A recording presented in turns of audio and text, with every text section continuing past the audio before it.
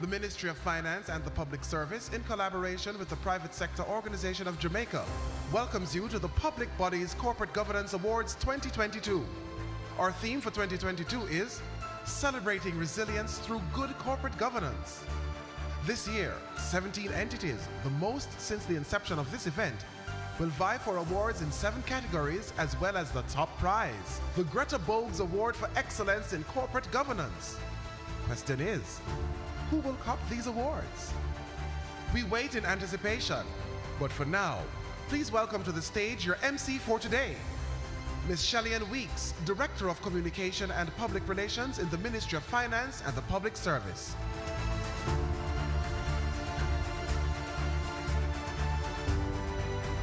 Ooh. Thank you so much, and good morning to everybody. Some people don't wake up yet. But before I get you awake, as the gentleman in the announcement said, this is the 2022 Public Bodies Corporate Governance Awards. And it's going to be an amazing morning because we're here to celebrate good corporate governance. And so, Minister of Finance and the Public Service, Dr. the Honorable Nigel Clark, Honorable Marsha Smith, when she gets here. She's here? Okay. Mr. Julian Robinson, Opposition Spokesperson for Finance and the Public Service. Permanent Secretaries in attendance, Mr. Keith Duncan, President of the Private Sector Organization of Jamaica. Dr. Marlene Street Forrest, Managing Director, Jamaica Stock Exchange. Members of the judging panel, 2022 Public Bodies Corporate Governance nominees, specially invited guests, members of the media, ladies and gentlemen joining us here in the room and online, good morning. All right, about 4 of you wake up. Okay.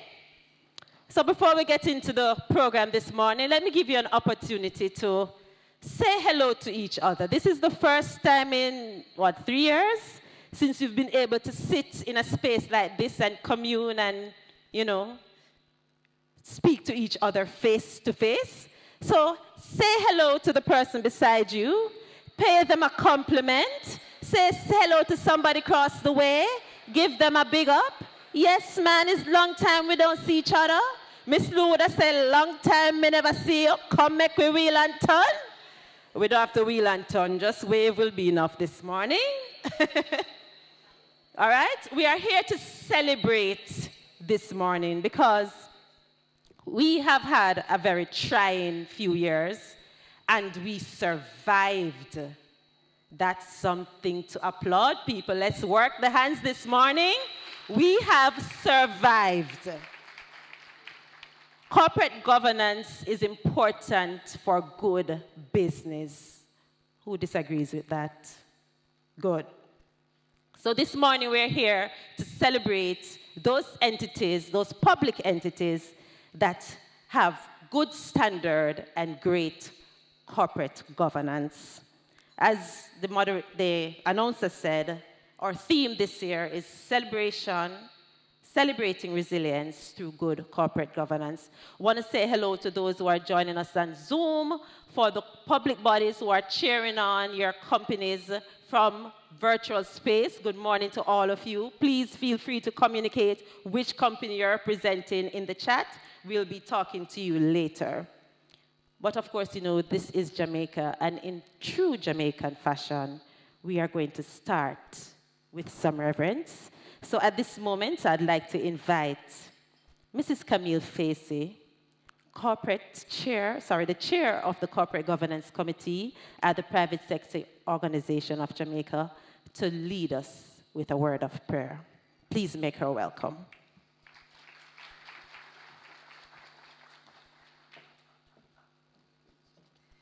Thank you, Shelley-Ann, and good morning. On behalf of the PSOJ, I'm so pleased to be here this morning to participate in this award ceremony. Public sector plays such a critical role in delivering the mandate of the government and the services that are so heavily relied on by all our citizens. Jamaica has a clear governance process, and as Jamaicans, we stand proud that our governance process is one of the best in the world.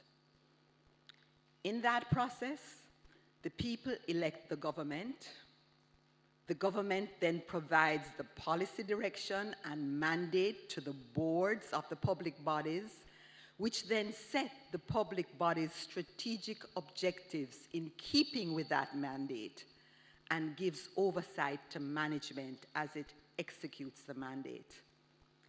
That is the process, and Jamaica will thrive where that process works well. Allow me to congratulate you on being here this morning. The entities which you oversee and manage have excelled, and we celebrate you. Join me now in invoking the Lord's presence. Father, we invite your presence here with us this morning, and we thank you for each and every public body and public official represented in this room.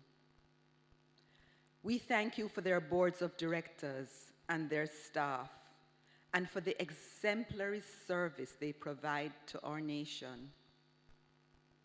Bless them, Father, as they execute the purposes that you have set out for them, and let them always work to your honor and your glory. We thank you, Lord, for this beautiful nation that you have privileged us to call our own. We thank you for our leaders, our Prime Minister, Minister of Finance, members of Cabinet, members of Parliament. Without vision, our people perish. We thank you for their vision and understanding, and for their strength and determination to do the right things in the best interests of our people and our nation. We thank you, Lord, for our permanent secretaries and all those who work in our ministries in support of our country's governance. We do not take our strong institutions and governance processes for granted, Lord, and we ask that you give wisdom and strength to those to whom you have entrusted this work. Thank you for the meal we are about to share. Bless the hands who prepared it and all who partake.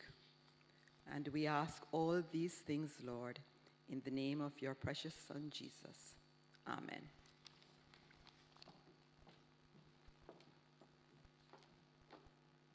Amen. Please stand for the national anthem to be performed by Mrs. Cheryl Sylvester James, Senior Director at the Ministry of Finance and the Public Service. Eternal Father, bless our land, guard us with thy mighty hand, keep us free from evil powers, be our light through countless eyes. To our leaders, great defender, grant true wisdom from above. Justice, truth be ours forever. Jamaica, land we love. Jamaica, Jamaica, Jamaica, we love. This is our prayer, God. Teach us true respect for all, and stir duties on strengthen us the weak. May we cherish, give us vision, Lord, lest we perish. Knowledge send us, Heavenly Father, grant true wisdom from above. Justice, truth be ours forever. Jamaica, land we love. Father, we say Jamaica, sweet, sweet, sweet Jamaica. Jamaica, land we love.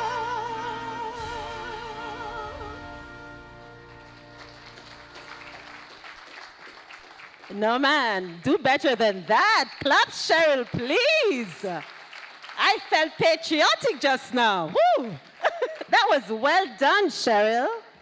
From now on, when you call me, sing. Yes, well done.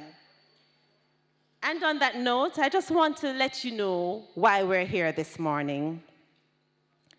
The Corporate Governance Awards was launched in 2016, and the first event was held in December 2017 through a partnership with the Ministry of Finance and the Public Service and the private sector organization of Jamaica. The event sought to encourage public bodies to improve their standard of corporate governance practices, to promote continued awareness and adherence to the principles of good corporate governance, and to recognize public bodies that have established and practiced good corporate governance standard. We're here to celebrate this morning. And so, in the spirit of this continued collaboration between the Ministry of Finance and the Public Service and the private sector organization of Jamaica, we want to invite the current president of the private sector organization of Jamaica, Mr. Keith Duncan, to bring greetings. Please make him feel welcome.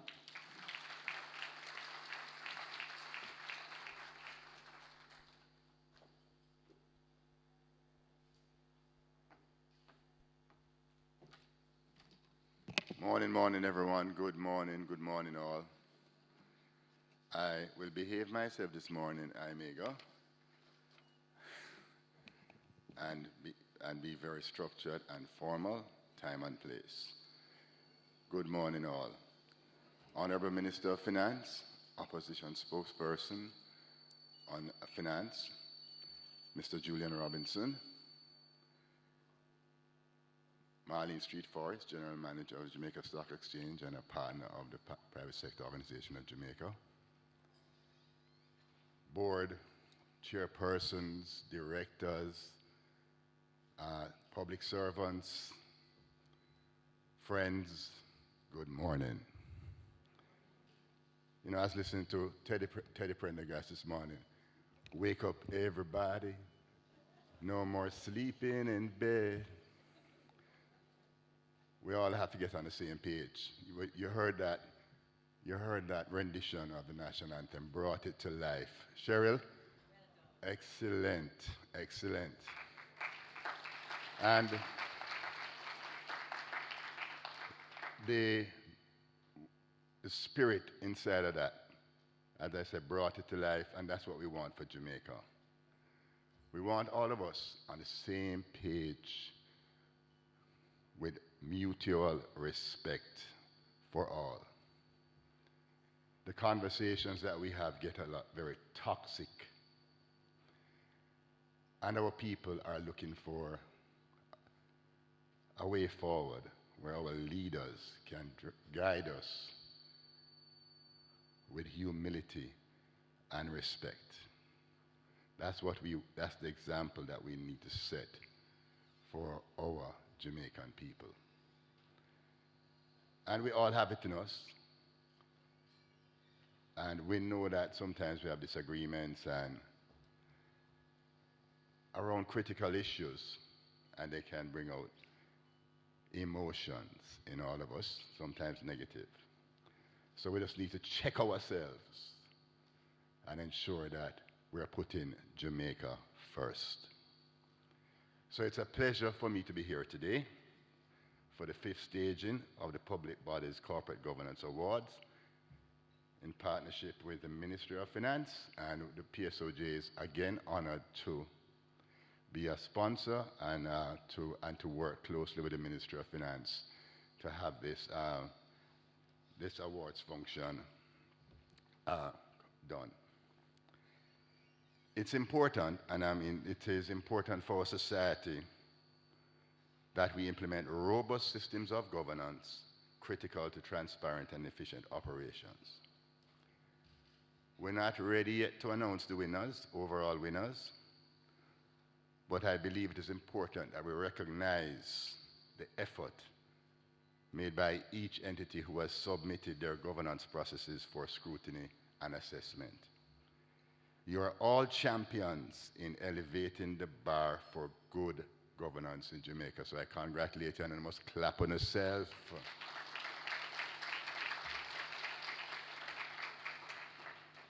You know, as a nation, I'm going to talk a little bit about fiscal sustainability.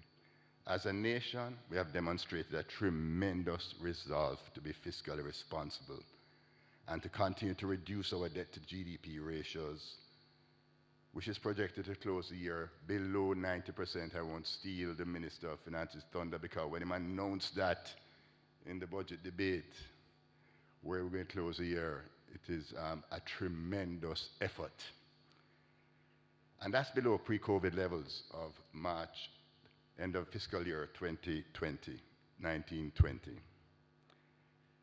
Jamaica has staged a remarkable recovery from COVID, which could see us return to pre-COVID rate GDP, maybe by the end of the calendar year, or maybe by the end of the fiscal year. I think it's going to be more like by the end of the calendar year, based on the growth trajectory that we have been seeing. Jamaica has achieved macroeconomic stability by collaboration, by working together, by social partnership. We have achieved macroeconomic stability under the leadership of both administrations, and the commitment and the drive has continued for us to achieve fiscal sustainability.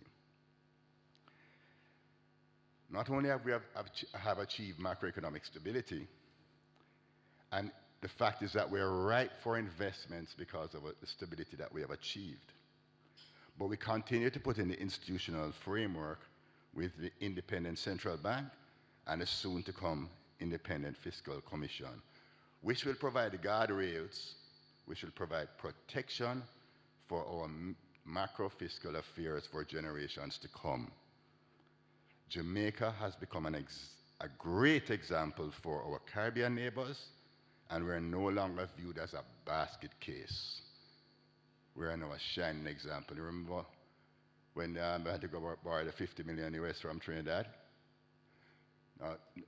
Some people may not remember, but you know, we were hands out just like this. Right now we're paying down our debt with a commitment to create that fiscal space. I have to commend the Ministry of Finance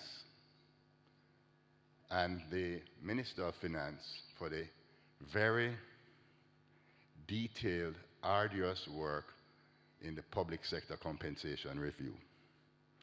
Done over the past 4 years. It's not that it was not an easy road. Through COVID, they continued to push through, and we are in the closing stages. As hard as it is, at the end of the day, what it means is greater compensation levels benchmarked to the private sector, which would see, and it's a game changer, because we will be able to see greater accountability, greater transparency, greater productivity, and performance management as a result of being able to fairly compensate our public sector workers who have given so much through wage freezes. They sacrificed through wage freezes 2011. I think it's more like, I don't know how many wage freezes. How much? Anybody want to guess? You get an award for that one, you know. But it's a couple of wage freezes that our public servants have had to endure over the period. And that sacrifice has paid rich dividends for Jamaica as to where we are today with macroeconomic stability. So we need to clap on yourself again. But I have to acknowledge our Minister of Finance for his steadfast and steady hand in the management of Jamaica's financial affairs, as I believe if we continue on this track, we will be an investment grade status within, I would say, 10 years. I'm hoping for 5, 6 years we'll be investment grade. But if we continue on this trajectory, we certainly will be attracting greater investments. We're opening up that fiscal space such that we can invest in the critical areas for public service. Where we have a challenge is on the transparency side, and the efforts being made here, this is where we need to work forward now. When we look at the Transparency International Corruption Index, which is a leading global indicator of public sector corruption, and each year issues a ranking of over 180 countries.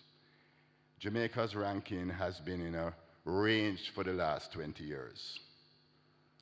We scored our ranking was at 70 at the end of 2021 and had a corruption index, the score of 44. But what is more telling is that over the last 20 years, our score has averaged 37.8, which indicates that Jamaica has a serious corruption problem. The ranking puts us at number 8 in the Caribbean, with Barbados being the least corrupt. And more than 85% of Jamaicans believe that both our political parties are corrupt, and we seem to have normalized and accepted the level of corruption in the same way as our crime epidemic, where we accept this as being normal. And that is not. That is something that we now need to have a mindset change around. In the same way that we have been able to manage our fiscal affairs and our economy to put us in this place, we need to do some work in this area. So when you look at crime and corruption, they're inextricably linked, and they continue to be an Achilles heel for Jamaica for the past 2 decades. This is not an overnight, and you don't reverse this overnight. But the cost to our economy is great. It's tremendous. Crime and corruption, by some estimates, cost our economy about 5% of GDP, respectively. So that's 10% of GDP. But there may be some overlap in there. So I say, because GDP is moving so fast, I assumed a $2 trillion GDP number, because I know it's around 2.3, somewhere around there. And that means between 5 and 10% of GDP, crime and corruption has cost us between $100 billion and $200 billion per year. That's what it costs us as a country. We're not saying that we can eliminate it, but we can move it in the right direction. And this is what this effort is here for today, to move the needle in relationship to governance, accountability, transparency. Now, we all want to create a harmonious, orderly society, which is even more investor-friendly. And for our citizens of Jamaica deserve it. They have sacrificed for years. And sometimes they don't even understand, they don't understand that they should be receiving a lot more in terms of public good. But we're moving in that direction.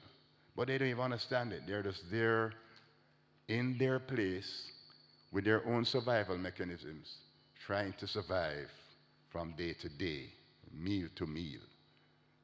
That's not where we want our citizens to be. So we see efforts around the social safety net.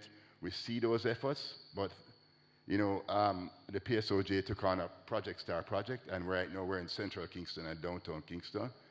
And the conditions that we see for these communities that we have been underinvested in for so many decades, it's really heart-wrenching. And, you know, we need to focus on human capital development in a real way. So let me get back on track. If we were able to reduce levels of crime and corruption, there'd be more fiscal space opening up, which would give us the ability to invest more in the public service, for example, transportation, infrastructure, road, housing, because we have a ton load of squatter communities, 524 squatter communities across Jamaica, with our citizens populating, 700,000 citizens populating these squatter communities. Without proper sanitation, sewage, etc.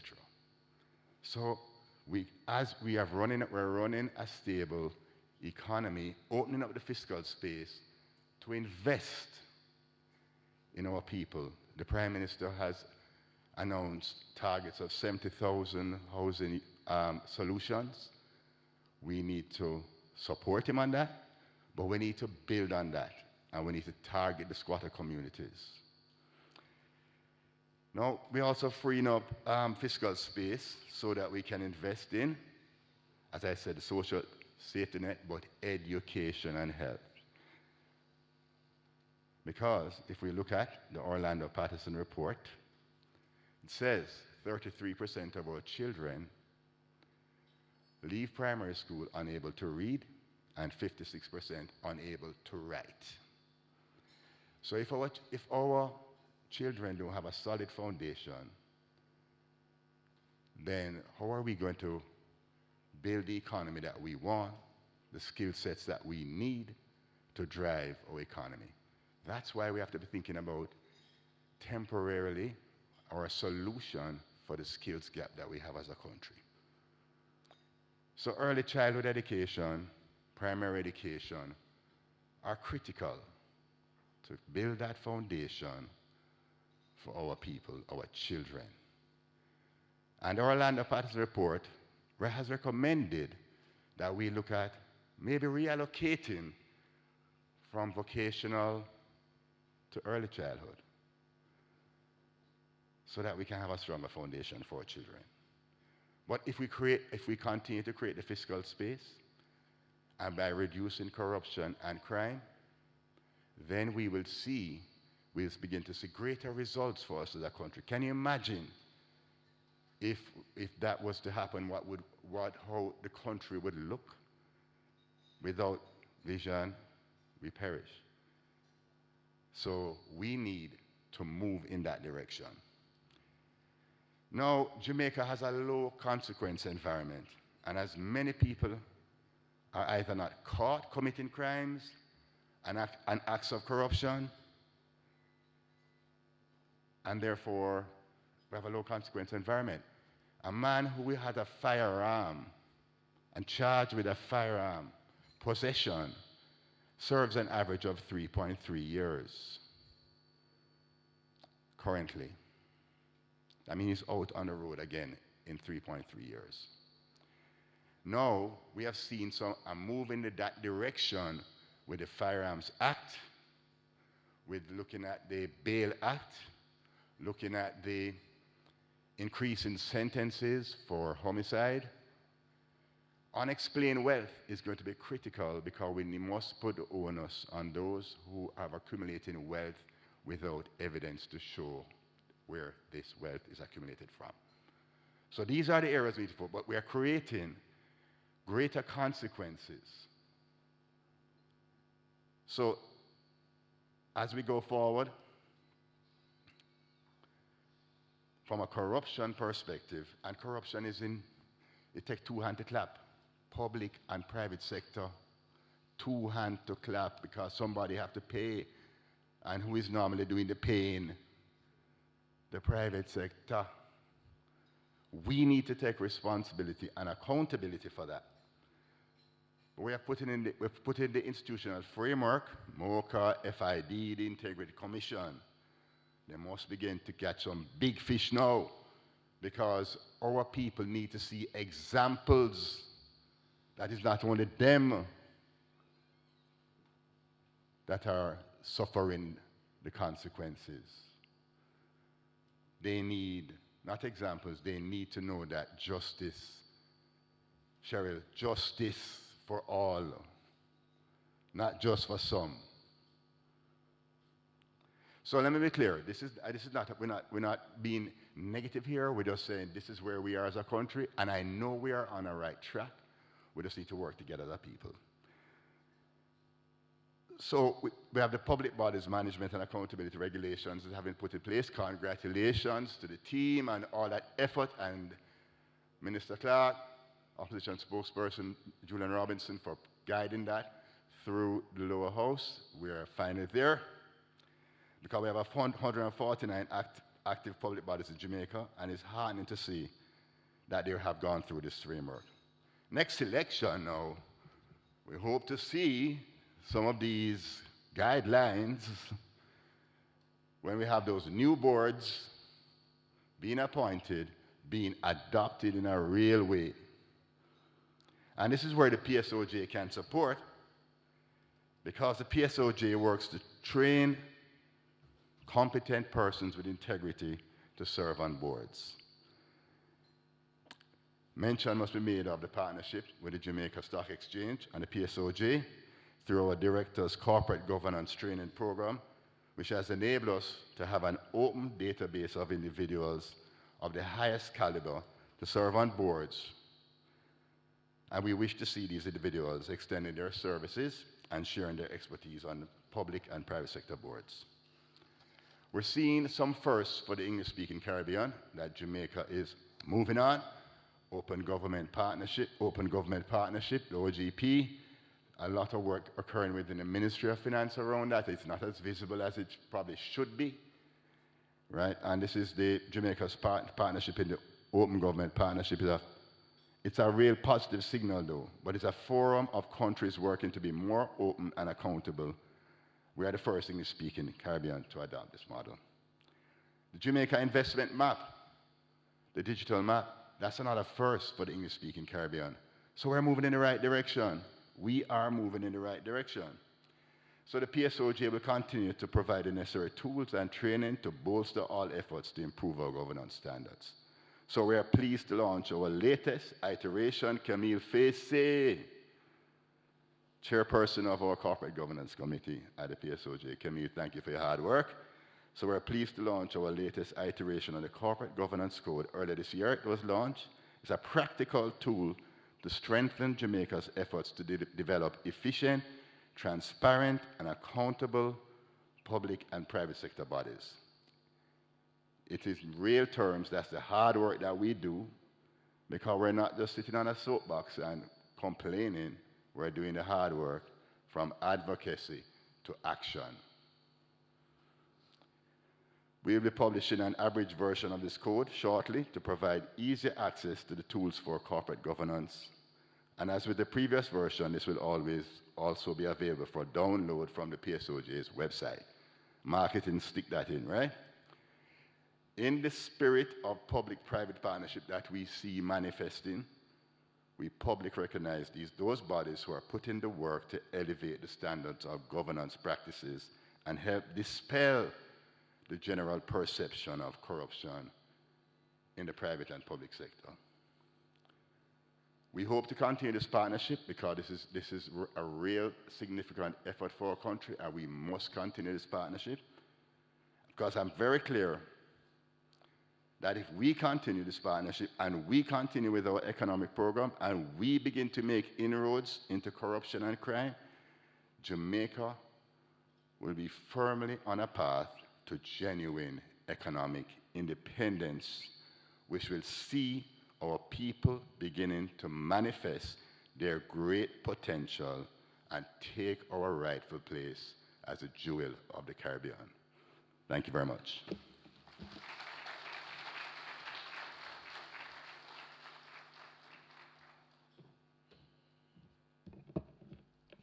Lots of very important information shared by Mr. Duncan, but I wanted to remind you of what he said when he first came on the stage. We all need to be on the same page, and we all need to have mutual respect for all. Just want to recognize Mrs. Amiga Breeze McNabb, Executive Director, Private Sector Organization of Jamaica. Mr. Neil Grant. No, I saw you earlier. Yes, he's here. Good morning, Mr. Grant. President, Jamaica Civil Service Association. And Minister Marcia Smith, good morning. Our State Minister in the Ministry of Finance and the Public Service. Want to say hello to the public bodies that are online, and Exim Bank. Good morning to you. Good morning to the National Health Fund. And good morning to the Factories Corporation of Jamaica. Your team is online and watching. And now, yes, welcome them. Now, as it has already been clear, good corporate governance is essential for great business. And therefore, it obviously has bipartisan support. So in the spirit of that cooperation and partnership, I want to invite Mr. Julian Robinson, MP, Opposition Spokesman on Finance, Deputy General Secretary of the People's National Party and Member of Parliament of Southeast St. Andrew, to say a few words. Please make him welcome. Thank you very much, Madam Master of Ceremonies. I'm no longer Deputy General Secretary or General Secretary of the PMP. I left that 2 years ago. Minister Nigel Clark, Minister of State Marcia Smith, PSOJ President Keith Duncan. I told Nigel that he doesn't have to speak because Keith has said everything. All the other members of the public bodies who are represented here, board members, executive directors, ladies and gentlemen, good morning. I first want to congratulate those of you who are here for being here because you're participating. In talking to Camille earlier, she said this represents about maybe 10% of the public bodies within Jamaica. So you have taken the lead and you have subjected yourself to rigor and scrutiny, which is a good thing because it means you have confidence in the level of corporate governance that you exhibit and demonstrate. And we have to find a way to ensure that the other 90% get into this program so that we can lift the overall standards of corporate governance throughout the public sector. The public bodies are critically important. We may make policy, we may develop legislation, but really the rubber hits the road where you get to implementation. And the public bodies make the difference between what is said and actually what happens on the ground. So you play a very critical role in ensuring that respective administrations can deliver what they intend to do. So I want to commend you for that and to ask you, as you continue to do your work, to be guardians of integrity within the public sector. I may be preaching to the choir here because you are the set that has subjected yourself to this. But we need to do more to ensure that the issues of good governance become the de facto standard throughout the public sector. There's clearly more that has to be done. There are pieces of legislation that need amending that make it easier for persons who see incidents of corruption to report it. For example, the Protective Disclosures Act, what is known as the Whistleblowers Act, a piece of legislation that is severely underused. In the past 5 to 10 years, I don't think we have had 5 or 10 disclosures using that piece of legislation. We have to make amendments so that you can do it anonymously, so that people feel protected. But I believe this grouping represents the best of what we have in the public sector and can transform Jamaica to the kind of society that we need. So once again, commendations to those of you who are here. those who will receive prizes, and to the organizers, to the PSOJ and the Ministry of Finance for putting this on so that we can continue to lift the standards in our public sector and that the public sector becomes the place of choice for persons who want to work in Jamaica. Thank you very much.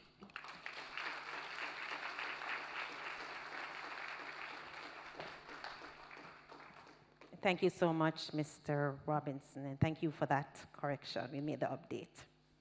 And now it's time for a little bit of entertainment. We want to bring to the stage a gentleman who has been doing some great work. He has won the 2016 Emerge Gospel Challenge in Antigua. He has shared the stage with many big names in gospel music here in Jamaica, and he released his original singles and 2 covers recently. Ladies and gentlemen, put your hands together and get ready to be moved by Mr. Mark Wigan. Thank you so much. Good morning, everybody. Pleasant good morning to you. I'm excited to be here with you, to celebrate with you. There's one thing I want to tell you, that everyone in this room have proven themselves to be overcomers. You've taken on every challenge and you've proven yourself worthy of being in this space this morning. So as I sing this song, be blessed. Overcomer, oh yeah, yeah, yeah, that's who I am, yes. More than a conqueror, so firm I stand. Let me see the overcomer them, alright. Experience challenges and dispatch obstacles from my way. How you respond will tell the outcome of your day. Hey, attitude determines altitude. To reach God's promise, I'm on my way. Hey, I won't bow nor roll over. This is my testimony. Say, I'm an overcomer, and I'm standing tall. You're more than a conqueror, even when your back's against the wall. You say it now, said I'm an overcomer. Oh yeah, yeah, yes. Yes, we're standing tall. Yes, yeah. I'm more than a conqueror, even when my back's against the wall.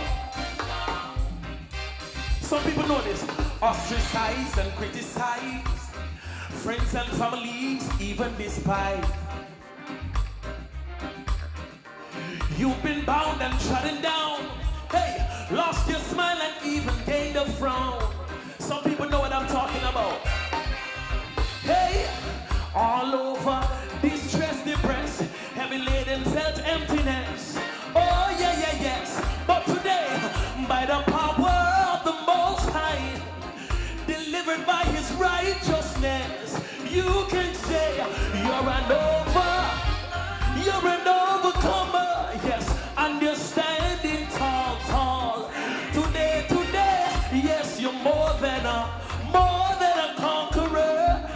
When your back's against the wall, when your back's against the wall, you're an overcomer. Yeah, yes, you're standing tall, tall, tall, tall. More than a conqueror. When your back's against the wall. Some people in this place doesn't know. Hey, let me see the overcomer them. Let me see the overcomer them in this room. Yes, let me see the overcomer them. Let me see the overcomer them. Yeah, yeah, yeah. Let me see the overcomer them. Oh Lord, yes. Let me see all the overcomers. All right, do so now.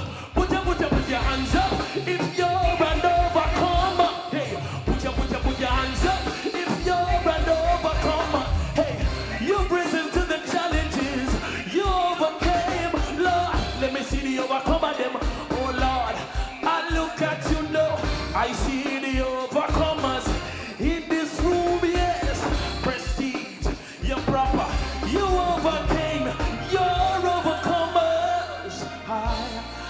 you're standing tall. You're standing tall. You're more than a conqueror. When your back's up against the wall, you overcame the pandemic. You're overcomers, and you're standing tall, tall, tall. Oh Lord, yes, you're more than a conqueror. When your back's against the wall, against the wall. Thank you so much.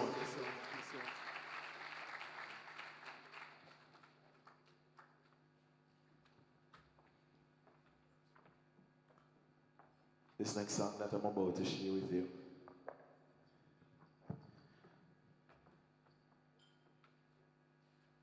embodies who you truly are, who you were created to be. Now, under God, you are already created fully beautiful, fully perfect. And I believe that every challenge that you face are just acts of refining you to your fullest and truest potential, that you shine in your most beautiful selves.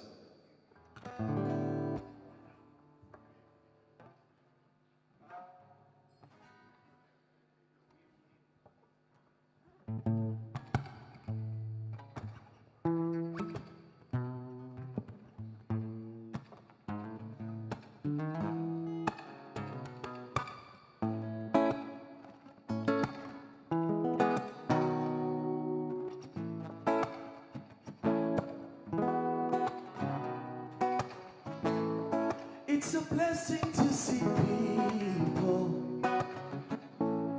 with their heads up to the sky still.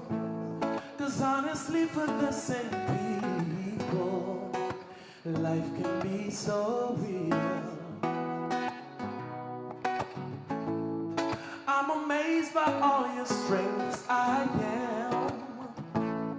And I'm grateful you've come through, yeah, yeah.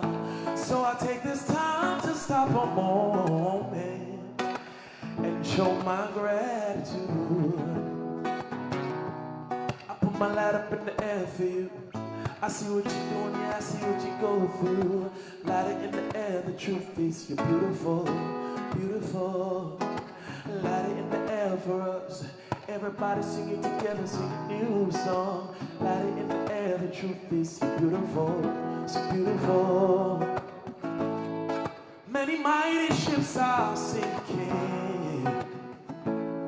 Many stars are falling down. Whoa. But I count it as a blessing that you hold me up now.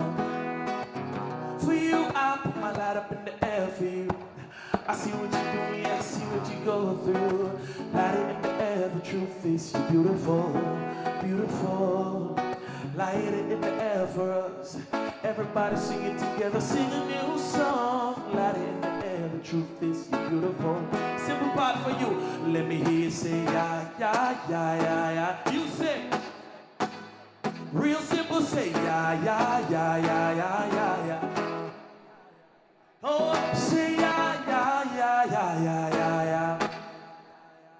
Beautiful, say yeah, yeah, yeah, yeah, yeah, yeah, yeah. You're beautiful, so beautiful. Don't you know you're perfect? I'm telling you, you're worth it. You're beautiful, so very beautiful. Don't you know you're perfect? I'm telling you you're worth it. Look into the mirror, tell me what you see. It's gonna tell you something about your history. You were created, every king and every queen, in this perfect image. They don't want you to believe you're a work of art, masterpiece. Tell yourself, and don't you be deceived. They're hoping that you never know who you can be. So I am telling you, listen to this now, say, judge me by the content that's within. Why are you caught up with the color of my skin? Don't you know racism is a sin? And you're endorsing the ism and schism. It's not too optimistic, we can get along. We should know that we are fair to look upon. Anything else told you is truly wrong. Be convinced you've been beautiful, so say you're beautiful. You're so beautiful. Oh, don't you know you're perfect? I'm telling you, you're worth it. Say you're beautiful. You're so beautiful. Hey, don't you know you're perfect? So this part of the song, all I would like for you to do is just look at the person next to you and say, you're still beautiful. Regardless of the descriptions that I will make, you're gonna just tell them you're still beautiful. So let's practice. This is how it's gonna go. You're gonna say, you're still beautiful. You're still beautiful. You're still beautiful. Are you ready?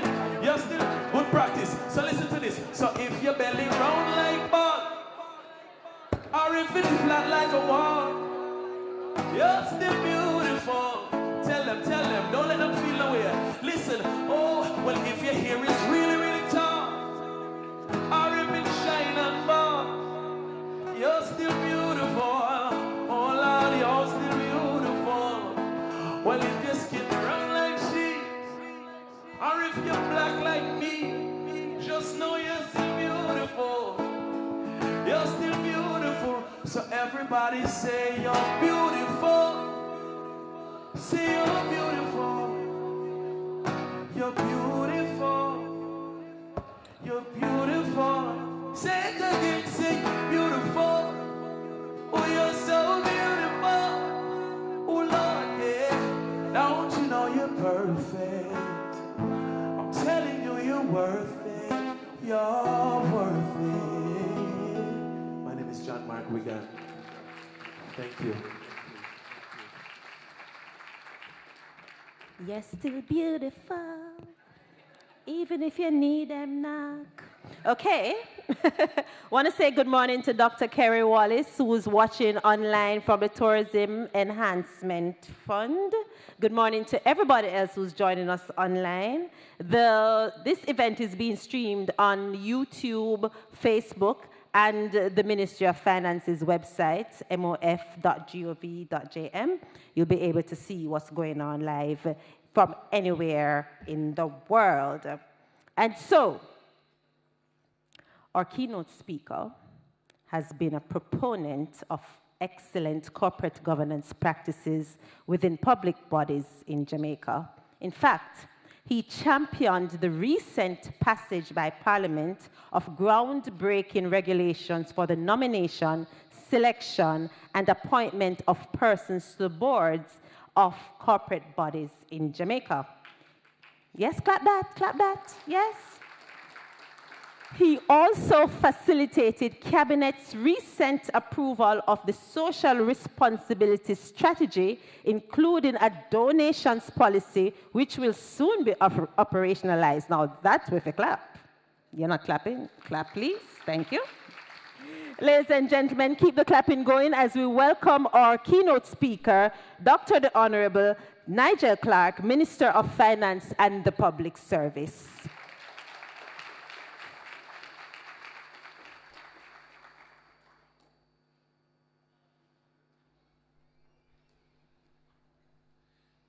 Thank you, Madam Master of Ceremonies, Minister of State in the Ministry of Finance and Public Service, Opposition Spokesperson, Julian Robinson, Head of the PSOJ, Mr. Keith Duncan, Head of the Stock Exchange and sponsor, Marlene Street Forrest, Permanent Secretaries, if there are any here, Heads of Public Bodies, Boards of Public Bodies, ladies and gentlemen, good morning.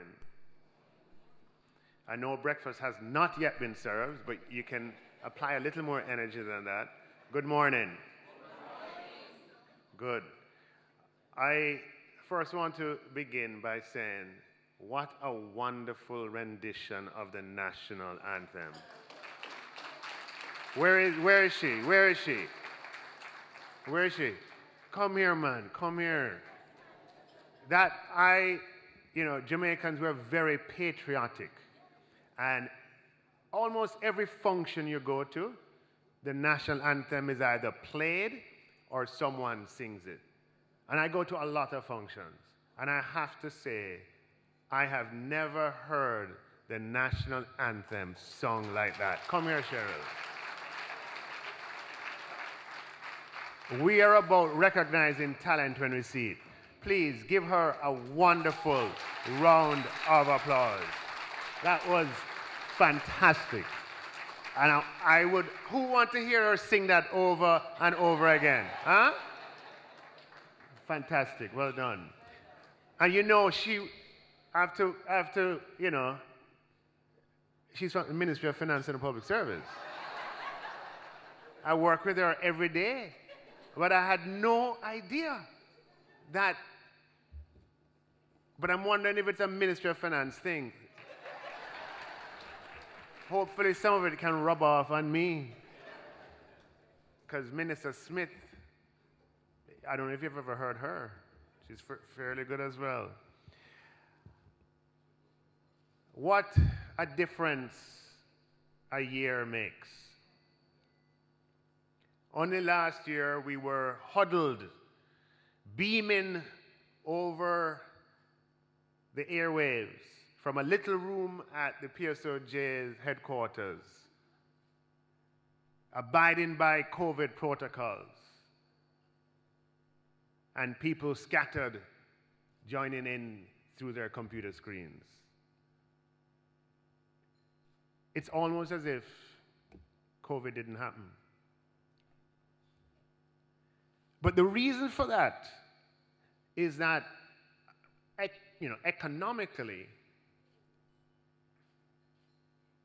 Jamaica is recovering and recovering quickly from the pandemic, and that is something to celebrate.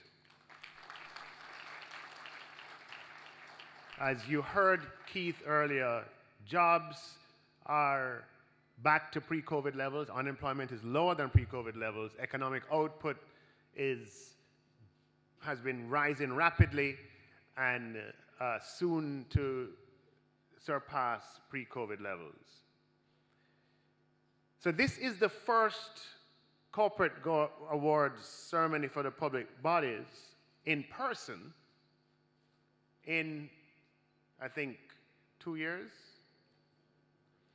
And it is the first since Greta Bogues passed away.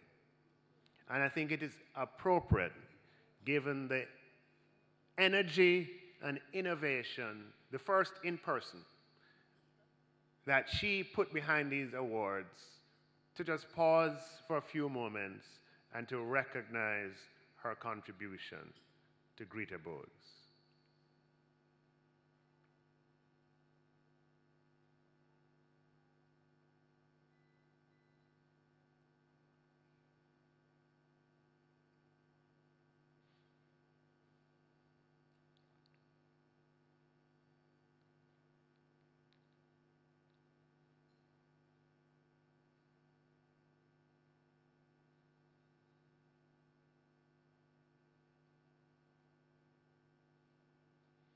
May she rest in peace.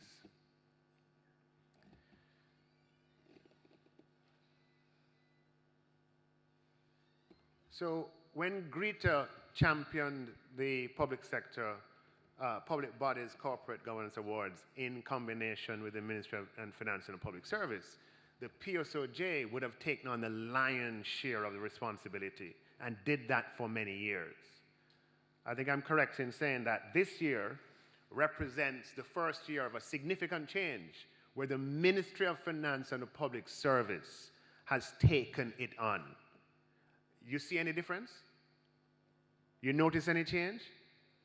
What shows you the public sector is just as good at execution as the private sector. Give them a round of applause. We would come to the fancy function every year and we'd attribute it to the dynamism of the private sector putting it on. If I never told you here today that we had taken it on, you would never know. And that is because of the team of Deputy Financial Secretary Carleen O'Connor and the members of our staff, including the Cheryl who sang for us earlier. Please give them a round of applause. The reason why we persist with this is that what gets measured gets done. What gets measured gets done. And we take time out of everyone's busy schedule to recognize the achievements of public bodies in the critically important area of governance. Public bodies are responsible for $466 billion of expenditure in this fiscal year. That's a whole lot of contracting, a whole lot of procurement, and that's across 146 public bodies. But the 53 self-financing public bodies is about that, 53, are responsible for $350 billion, the lion's share. Now, if we don't have standards of governance that meet international standards or even exceed international standards, Jamaica can go off track, because that's almost as big as the national budget, as central government expenditure.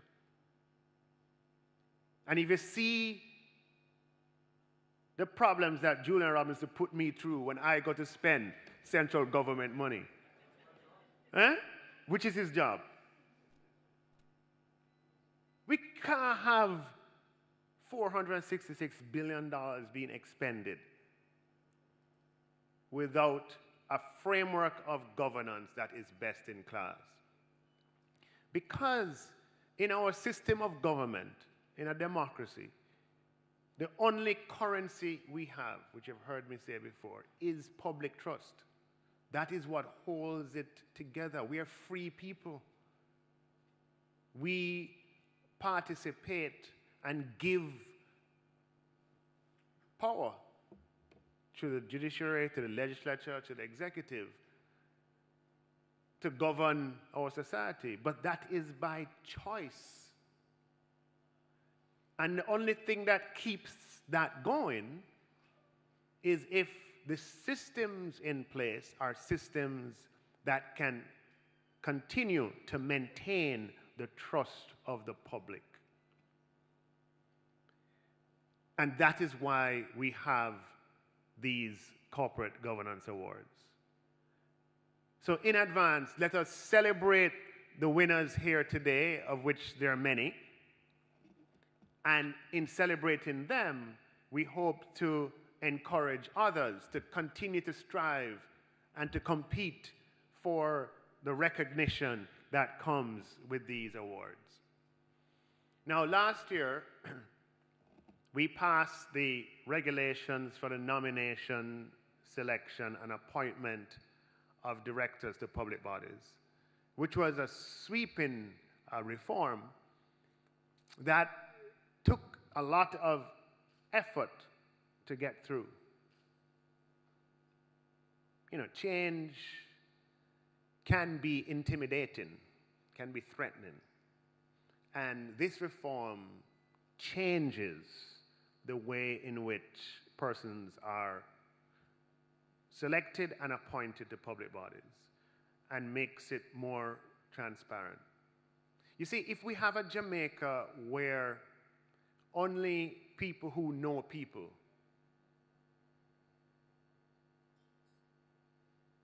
can serve their country by serving on a board, it dissolves public trust. And that's how we have been operating for decades. The persons on a board of a public body are drawn from the mind of a minister, not even a written Rolodex or anything like that. Just the mind. Wait. I wonder who I can get to serve on this again. I wonder if I should ask Tom and Timmy and Susie. Susie, you can serve? You know. Now, if we aspire to be the proverbial Singapore of the Caribbean, we can't carry on our business like that. We have to have a transparent system where we can get the best talent available to serve on our public bodies, because it makes a tremendous difference who is actually there. I don't want to, always dangerous singling anybody out, but so it makes a tremendous difference who is there.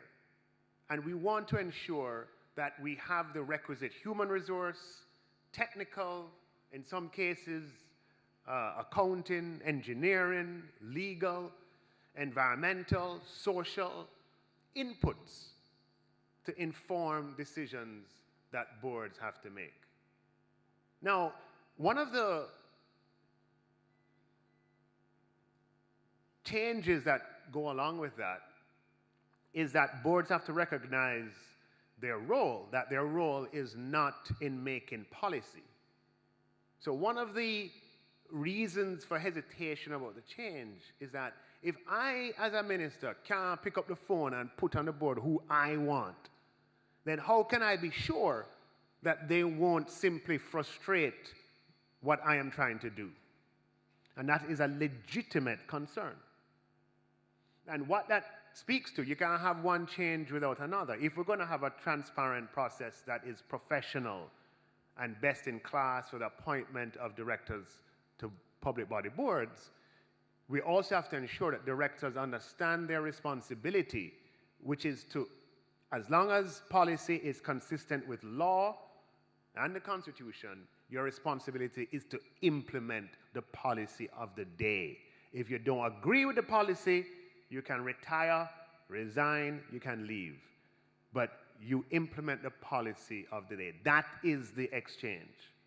Professional boards, but you know your responsibility, which is to implement policy. And those two in combination will make for a better Jamaica. So the Ministry of Finance and Public Service, Deputy Financial Secretary Carleen O'Connor and her team have been working on putting in place the mechanisms to operationalize these regulations.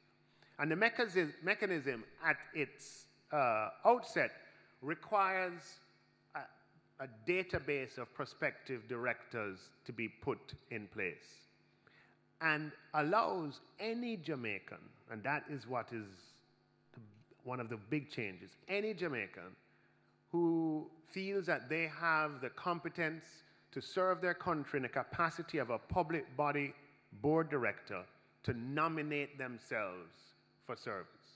It also allows current directors to nominate themselves for inclusion in the database.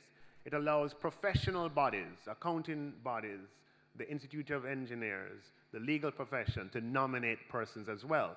And it also allows political parties to nominate persons for inclusion in the database. The Ministry of Finance has engaged consultants, and the electronic application form for application for inclusion in the database of prospective directors is expected to be ready, available, and online in January of 2023.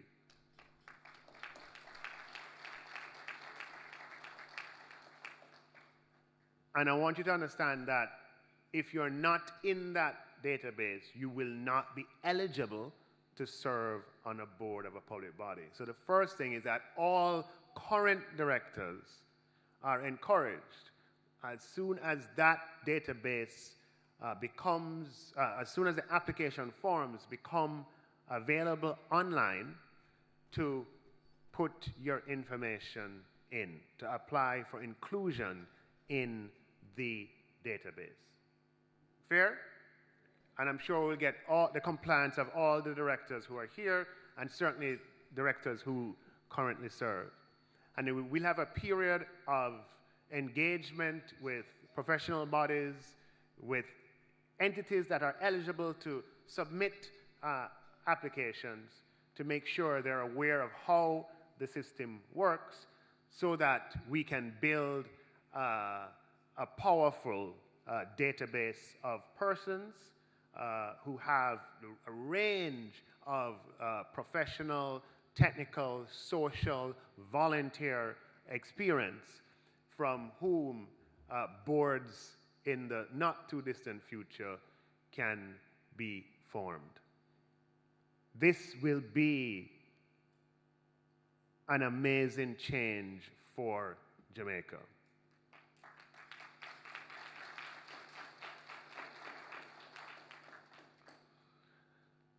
Now, I spoke recently at the Civil Service Long Service Awards, and I said that December will be one to remember,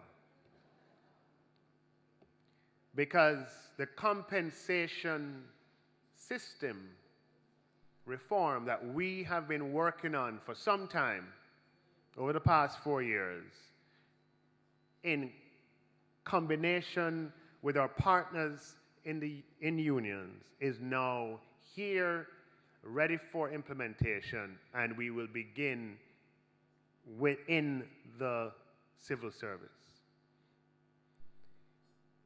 The reform of public sector compensation will be effective on the 1st of April 2022, which means that by December, we'll have April, May, June, July, August, September, October, November, December. We'll have 9 months. 9 is a significant number in this period, in this context. We'll have 9 months of arrears to pay over to civil servants at the new rate of pay. Now, for the vast majority of persons in the civil service, this will be a significant amount in relation to current levels of pay.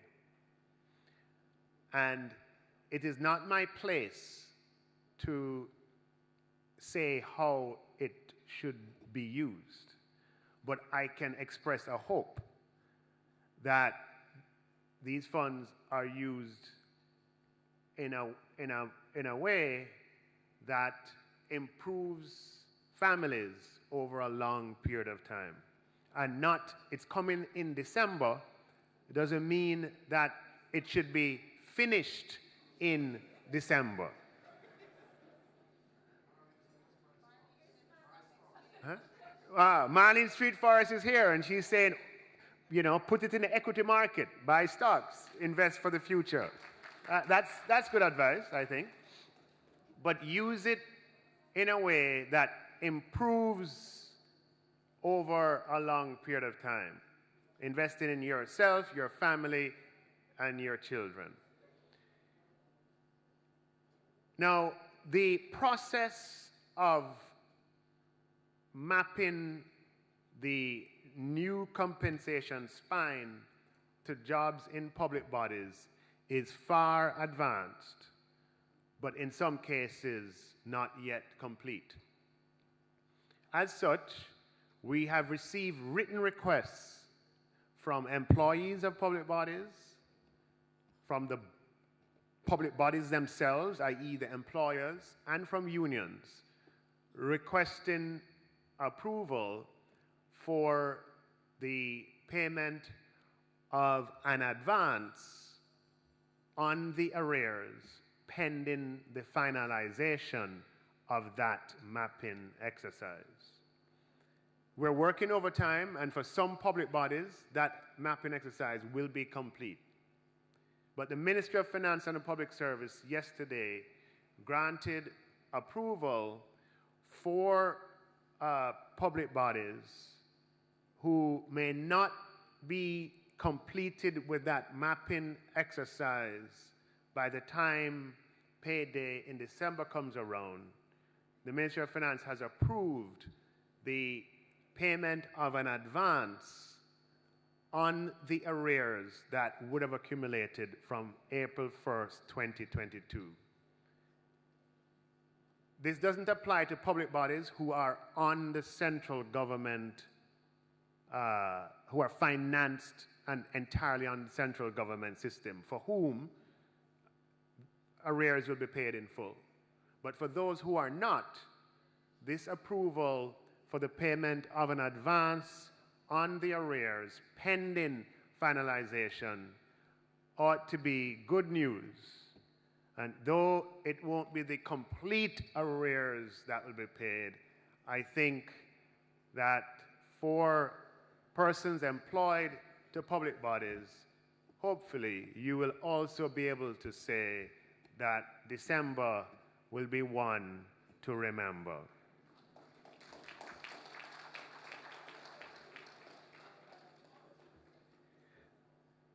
Now, on that topic, I hear the mutterings, just the room awake.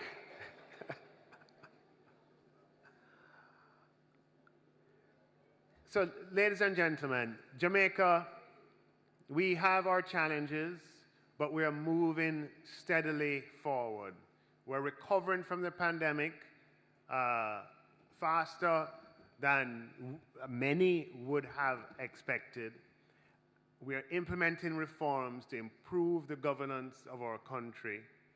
And at a time when countries in our region are struggling to pay their public sectors, in some cases, salaries have actually been reduced.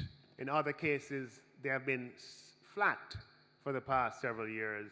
Jamaica is implementing bold and ambitious reform of public sector compensation that is geared towards streamlining, clarifying, making more simpler to understand, making more equitable across the public sector, while at the same time giving the government a better opportunity to attract and retain the talent that we need in the public sector.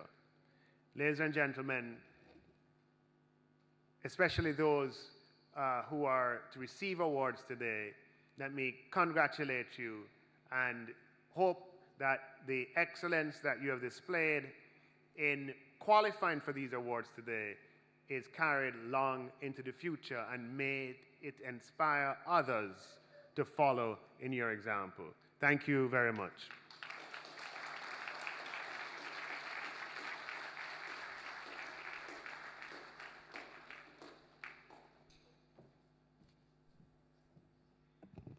It's beginning to look a lot like Christmas. Yes, December will be one to remember. But remember January, February, March as well. All right? At this time, and I'm sure for those who would have already had your breakfast, I'm happy to report that we are going to now get the breakfast served.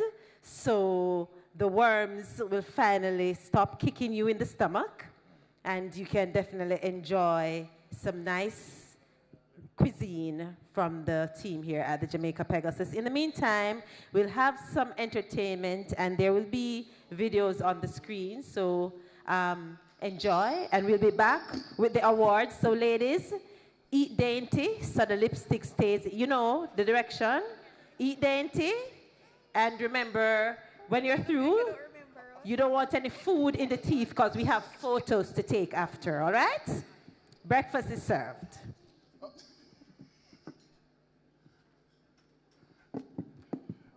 I'm fine, thanks. How are you? Sir, what you have to ask me, so I know. Nothing out of your scope of knowledge. Huh? Nothing out of your scope of knowledge. Check.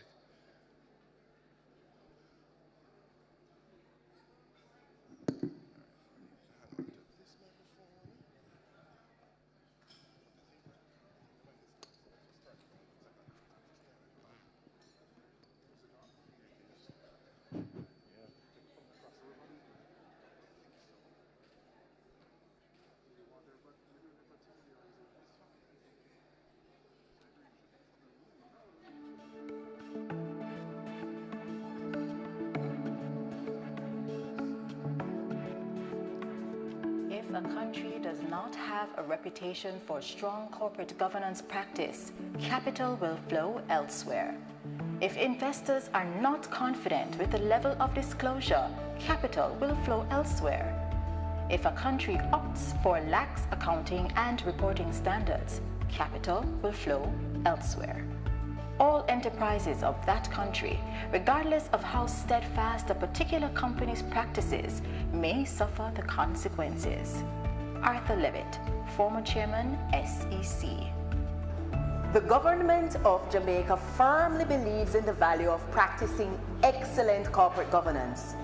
Accordingly, as the owner of approximately 146 active public bodies, we must lead and partner with our stakeholders to achieve the practice of excellent corporate governance within our public bodies.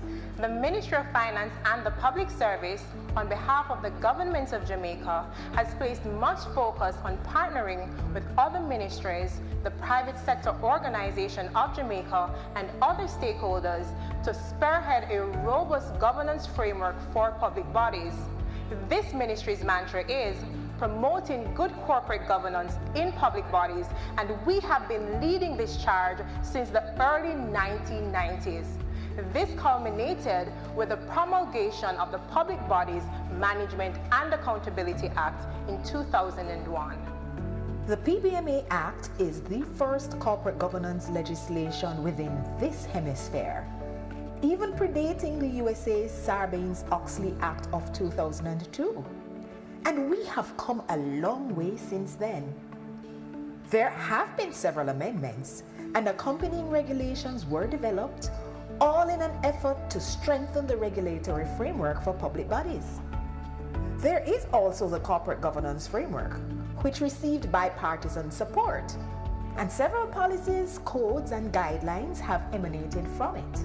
These include the Code of Ethics, a competency profile for boards, 3 board performance evaluation instruments, guidelines on the role of the corporate secretary, guidelines on the board transition process, and an enterprise risk management framework. And don't forget the policy guidelines for the nomination, selection, and appointment of the boards of public bodies.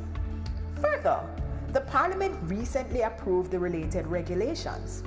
These together are meant to change the landscape regarding how persons are appointed to the boards of public bodies, and we are really excited about this. And may I add that the policy is in full effect and that the regulations will be enforced January 23, 2023.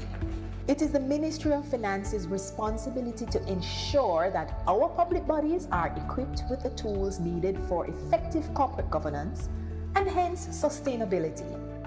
With this in mind, we have been working tirelessly to review and amend the PBMA Act. Our efforts will eventually target the corporate governance framework as we seek to further strengthen the governance for our public bodies. Absolutely. In fact, not only do we create these documents, but one of the ways that we seek to strengthen compliance is by rewarding public bodies which embrace good corporate governance practices. This is done during our annual staging of the Public Bodies Corporate Governance Awards ceremony, usually held in December. This is a collaborative effort with the private sector organization of Jamaica. So often we hear the negative stories in the news about our public bodies. What we want to do through the awards is to celebrate those public bodies that continue to thrive based on their integration of good governance into their operations. So you've heard it. Much has been happening as it relates to corporate governance for our public bodies. We implore you, our stakeholders, to follow this ministry's website at www.mof.gov.jm for additional information on our various public body governance initiatives. Let us join hands as we partner to increase the knowledge, efficiency, and effectiveness of our public bodies as they contribute to making Jamaica the place of choice to live, work, raise families, and do business.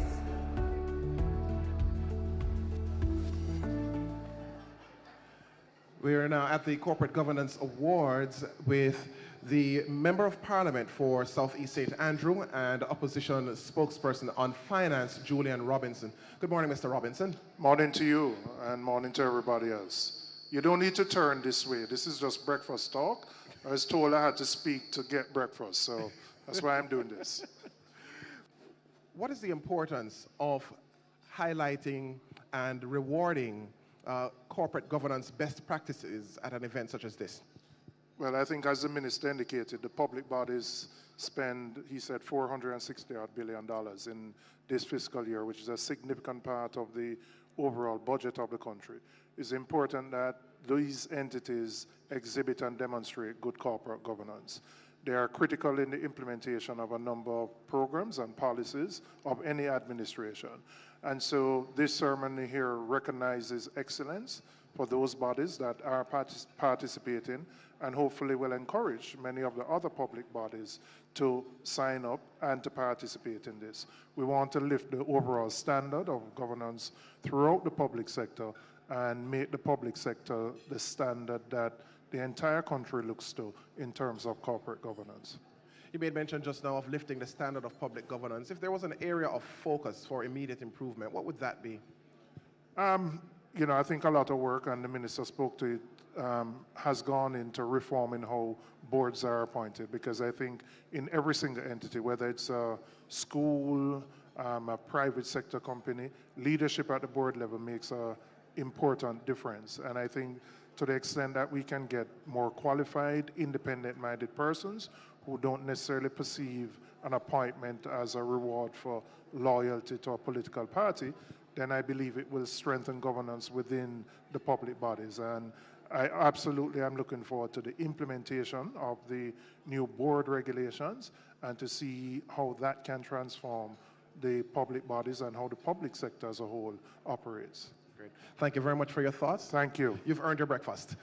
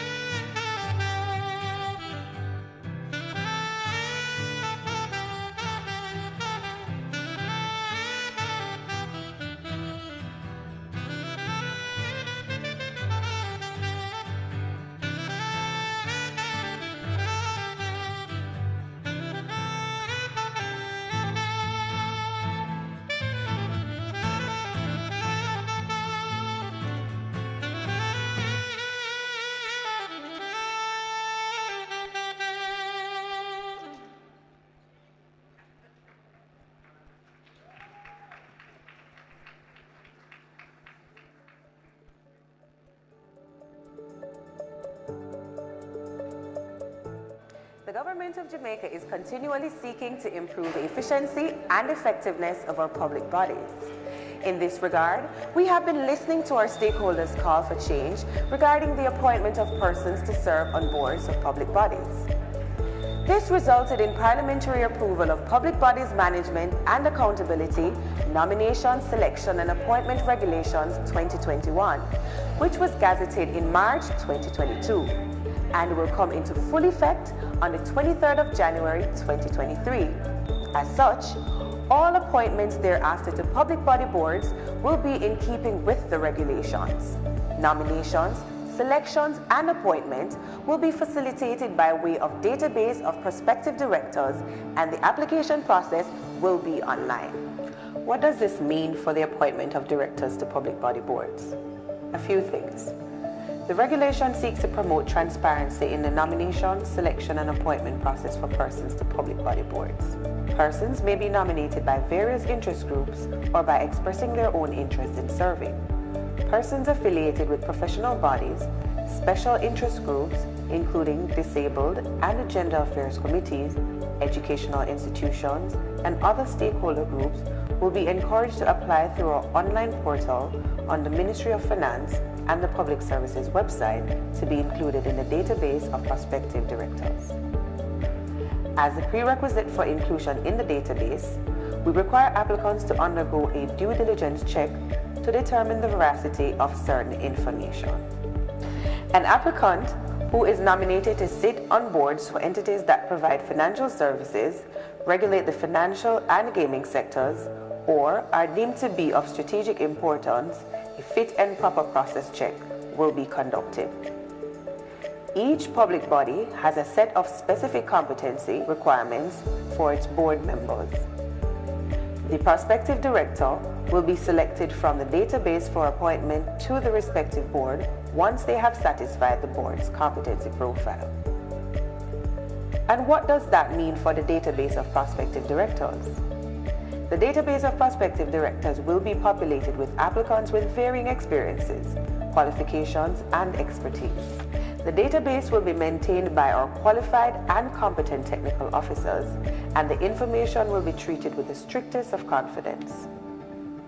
Once included in the database, an applicant may be selected to serve on any board once you have the required competencies. Selection and appointment. Once selected for appointment, the prospective director will be notified and must consent in writing within 14 days of being notified of selection.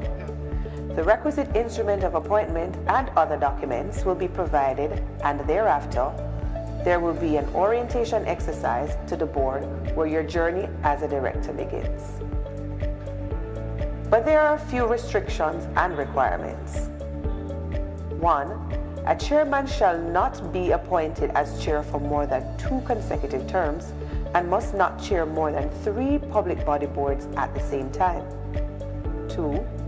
For directors, 1 or more period of serving consecutively should not exceed 10 years or within the maximum term indicated by law under which the public body was established or other constituent documents. 3. There is a cooling off period of 3 years for former CEOs. 4. At least 1/3 or 3 members, whichever is less, of outgoing board members must be selected for reappointment. 5. A prospective director may be appointed to no more than 3 public body boards. This limit does not count where there are subsidiaries. However, he or she must be able to balance and give the requisite time and attention to the task of being a director. 6 and final, the membership of the board must be comprised of a minimum of 30% male and 30% females, with the balance being of either gender. In concluding, do not forget to check Regulation 20, which outlines the do's and don'ts of what is expected of the board during a transition period when there is an election or change in responsible minister who wishes to appoint a new board.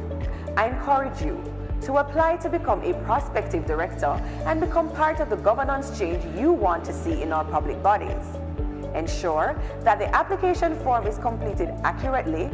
Upload the form with a copy of any government-issued ID. A simple version of the regulation is available on our website at www.mof.gov.jm. So we continue with our conversations at the Corporate Governance Awards. Joining me now is Dr. Marlene Street Forrest, the Managing Director of the Jamaica Stock Exchange. Good morning, Dr. Forrest. How are you? Good morning. I'm fine, thank you. Great. Now, I've got two quick questions for you. Yes. When you take a look at our stock exchange, the JSE, top performing stock market in 2015 and 18, and we continue to do very well. The businesses listed, the entities listed there continue to do very well for their shareholders. What learnings are there from good corporate governance practices for the Jamaican public bodies? Well, in terms of the companies that are listed on the exchange, you recognize that there is a premium in terms of price and profitability when companies practice good corporate governance, and that the trust and confidence for the shareholders are really heightened when you see these companies practice good corporate governance. And therefore, there is a lesson there for not only the private sector, but the public sector in ensuring that if Jamaica is to improve, if our economy is to improve, if our conditions are to improve, then all sectors must now come to the realization that good corporate governance is important. And as a result of that, we continue to do even our best practices, the same corporate governance structure as you see here, because it is important that accountability is paramount in the minds of your investors or just your stakeholders. Right. Now, the JSE has consistently provided support via sponsorship for the Corporate Governance Awards. Why is that? Well, it is necessary that we continue to encourage the corporate bodies, we encourage companies, we encourage the corporate bodies to look towards improving standards. People are expecting that there is supposed to be a certain amount of trust in terms of what you do. As a matter of fact, in terms of the standards that you uphold. So the Jamaica Stock Exchange will always continue to back a program that looks at the importance of good governance. That's good news for the organizers and certainly better news for the country, because once you continue to provide that support, then we'll see greater efficiencies across our public bodies. Certainly. Good. Thank you very much. Dr. Marlene Street Forrest, the Managing Director of the Jamaica Stock Exchange.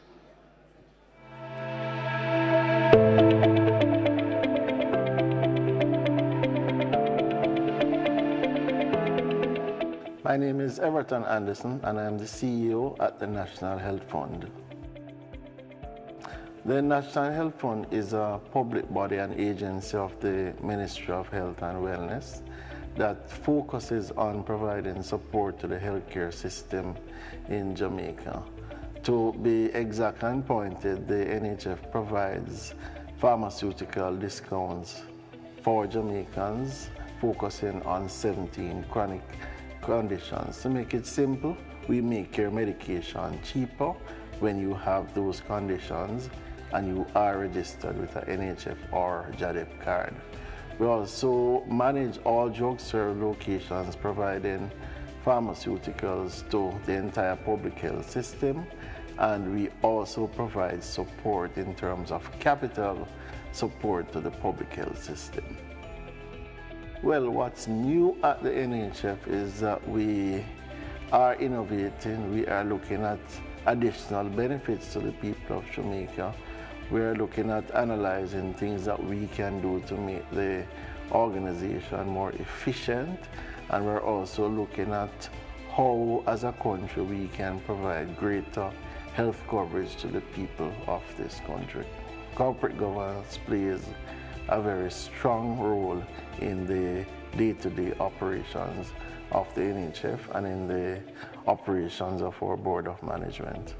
I believe that especially over the last 3 years, our corporate governance practices and procedures have really helped the agency to be resilient. One of the key things is being able to move in a way that is not lethargic when you have matters to address. And through our framework, we have established measures and mechanisms that really help us to move quickly in terms of decision making. And if we reflect on the COVID-19 era and the pressures that came about, we're able to convene board meetings, we're able to do things rather quickly because it indeed was a time that required the agency to move with alacrity while not breaching key governance areas such as procurement. And I would definitely say that the resilience that has been built up has largely been as a result of good governance procedures and the ability to really work together to make decisions quickly. We were charged with procuring equipment and all the supplies needed for this country during the COVID period. And our governance procedures really assisted us. Even when we had to do things differently, we met to decide how do we do this while maintaining the rules and the regulations that govern our operations. And that's why I think for the most part we had a successful fight against the pandemic, and we played a key role in really making the country efficient during this very difficult period. 5 things that Jamaicans need to know about the NHF. 1, we have a very good board structure. We have people who care about governance at the level of the board. 2, we have excellent staff throughout the country who will go beyond the call of duty to really help Jamaicans who access our services. 3, if you don't have an NHF or JADEP card, get one, because you'll be paying more for medication, and in this time you could use that money to do other things. 4, we recently took over the management of public sector pharmacies, and we have been able to increase by over 100% the number of persons served, the drugs dispensed, and it's something we're really proud of. So we ask that persons continue to take their medication, because it actually costs the organization and the country a lot to procure these medications. And 5th, I would say we will continue to innovate and continue to work to make the agency better. It's a commitment, so I want you to know that we will continue to work to make our services top class. So innovation is embedded in the organization.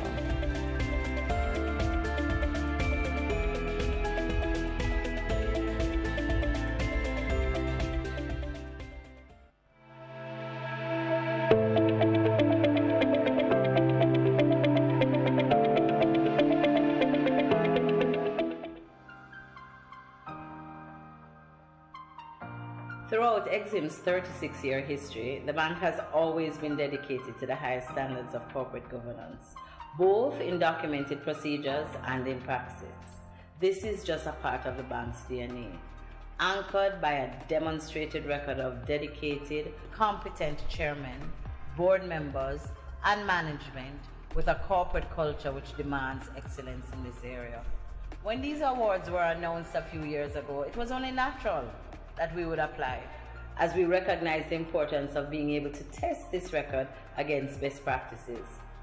In fiscal year 1920, the organization became the first public body to be certified under the World Bank ISO 9001 program.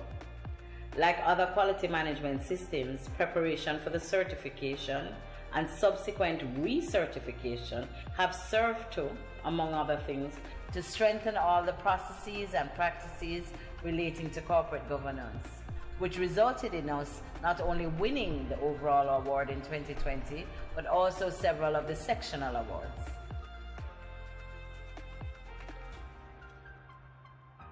The fundamental tenets of corporate governance that speak to accountability, responsibility, and transparency have become increasingly important.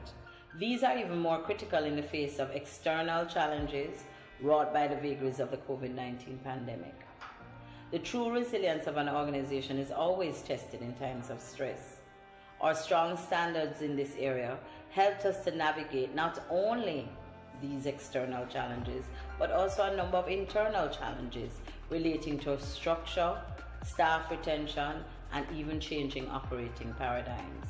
This was achieved by maintaining established principles and reviewing and refining the supporting structures designed to protect the interests of all our key stakeholders, including our shareholder, the parent ministry, clients, staff, and indeed the general public. We are aware that these challenges are not unique to us, but when good corporate governance is a commitment, operating in this way becomes a habit. As the saying goes, a tree with strong roots can weather any storm. Strong corporate governance practices provide those strong roots.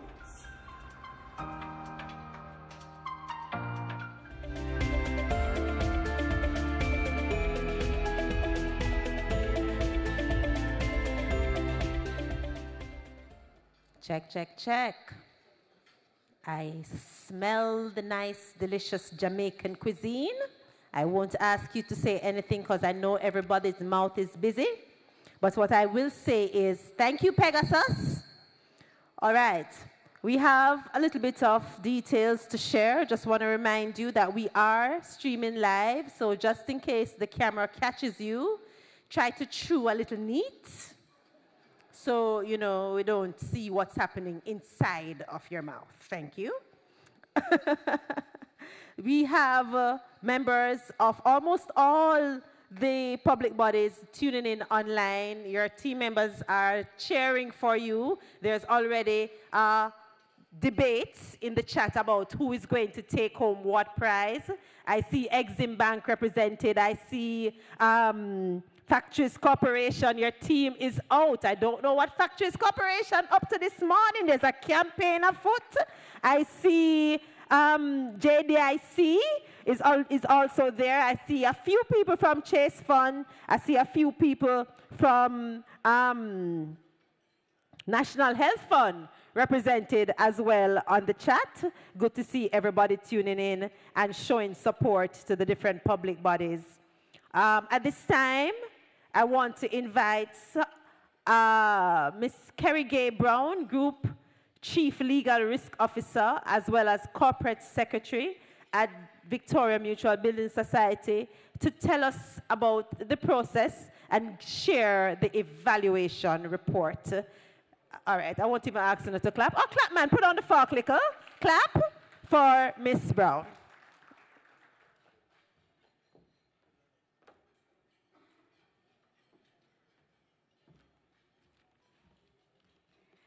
A pleasant good morning.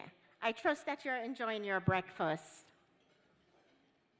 Dr. the Honorable Nigel Clark, Minister of Finance and Public Service, the Honorable Marsha Smith, State Minister, the Honorable Julian Robinson, Opposition Spokesman on Finance, Permanent Secretaries, President of the PSOJ, Mr. Keith Duncan, Managing Director of the Jamaica Stock Exchange, Mrs. Marlene Street Forrest, fellow judges, distinguished guests, and representatives of the public bodies, ladies and gentlemen, pleasant good morning.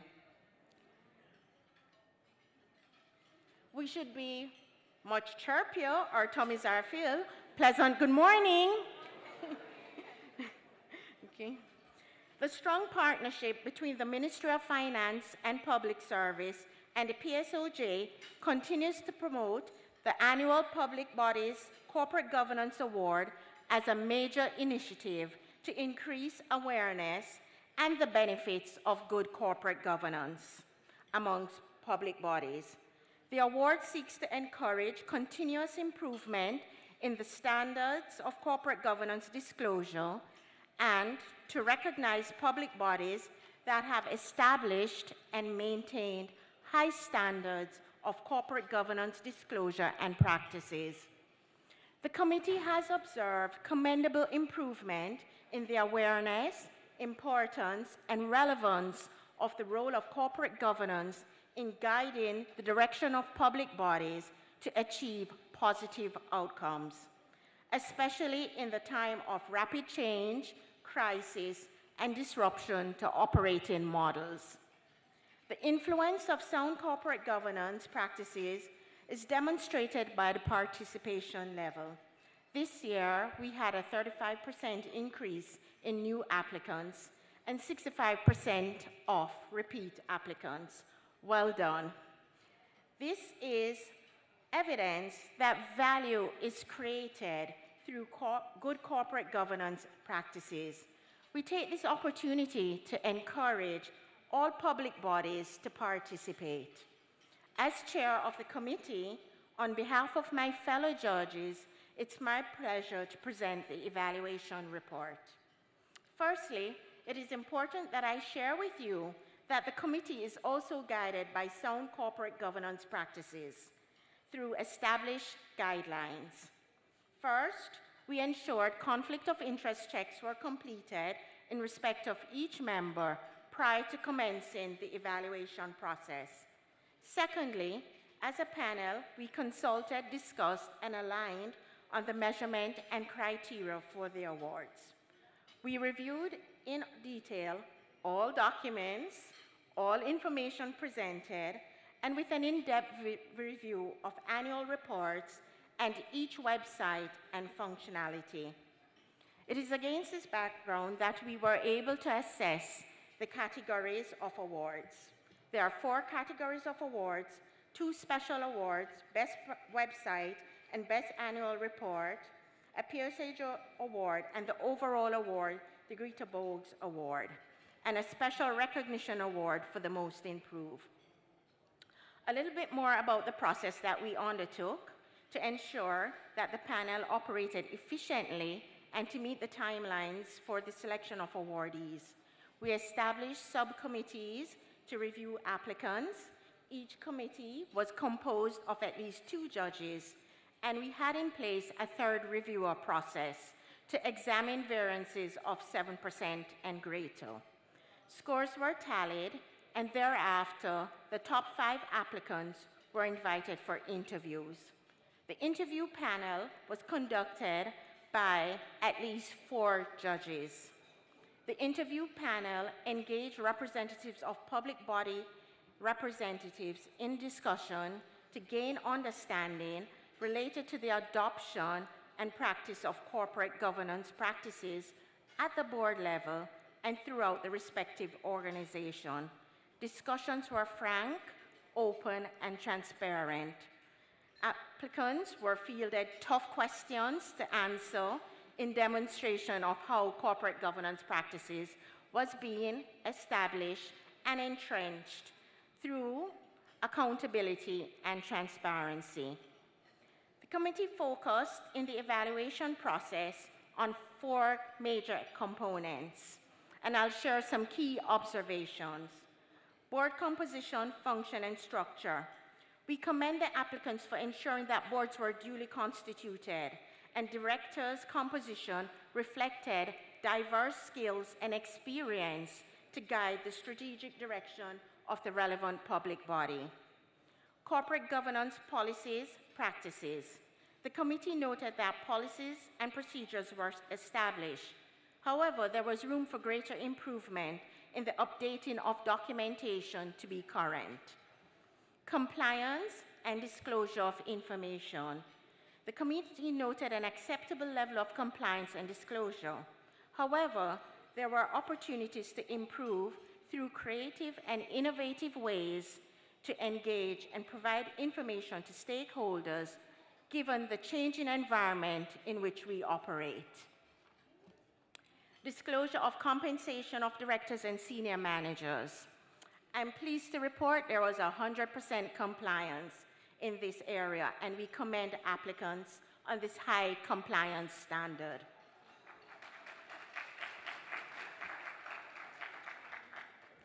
Risk measures and internal controls.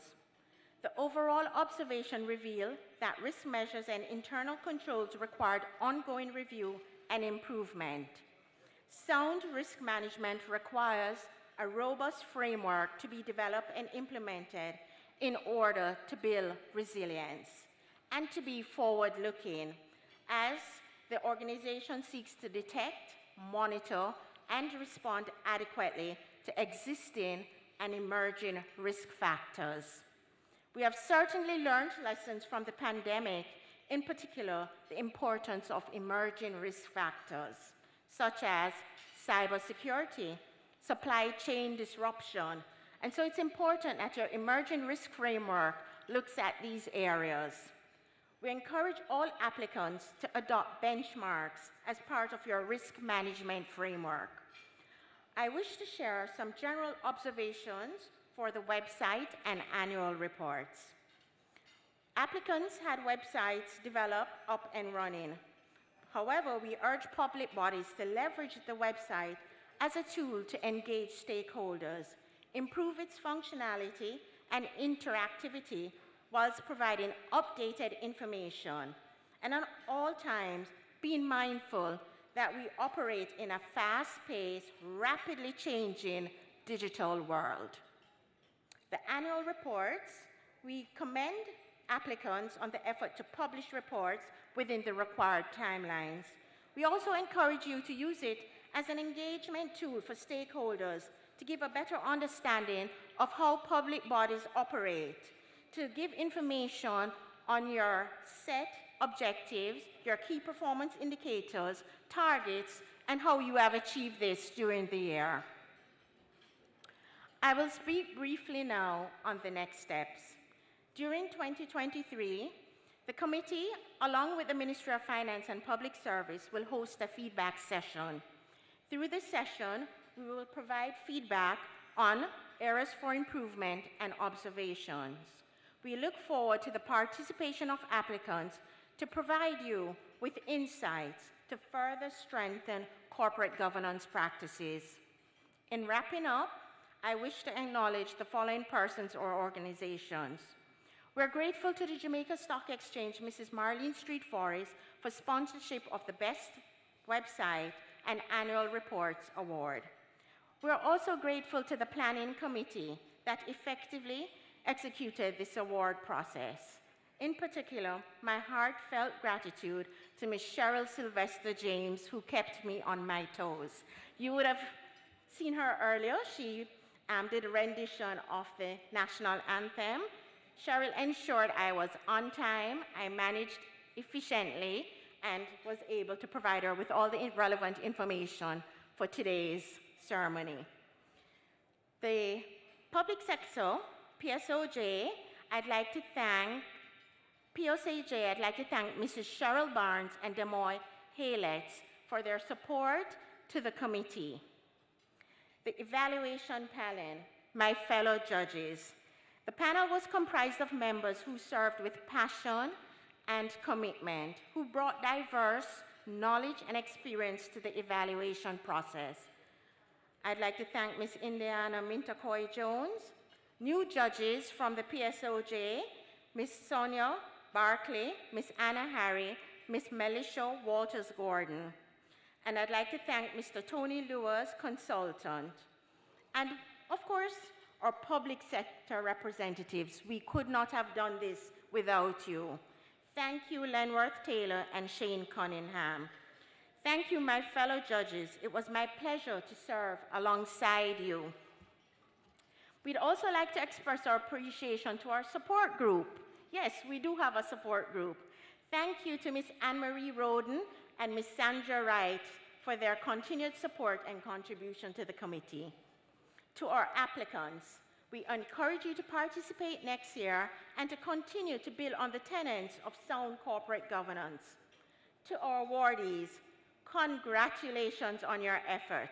We trust that you will use this success as a catalyst for even greater accomplishment in the future.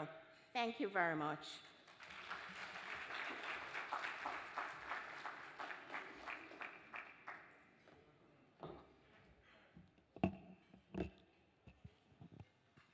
Thank you so much, Ms. Brown, for that extensive report.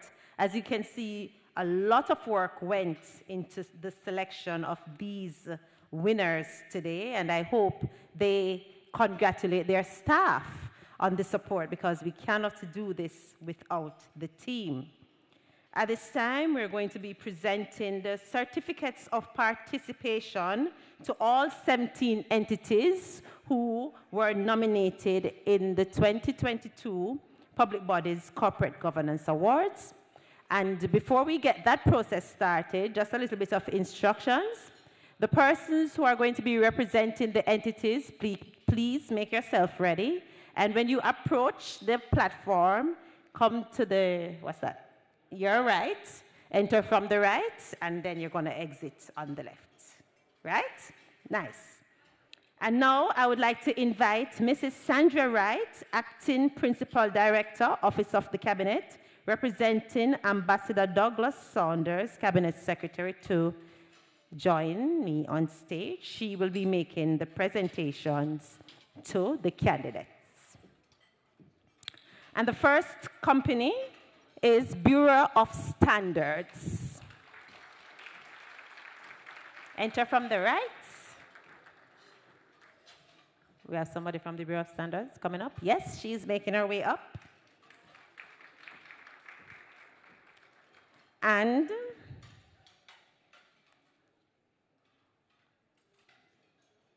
enter from the right. Watch me. Yes, enter from the right. Come. That's your marker right there. Right.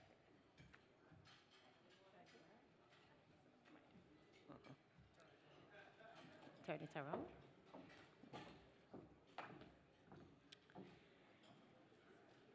In the meantime, can we have somebody from the Chase Fund make your way? Chase Fund Limited.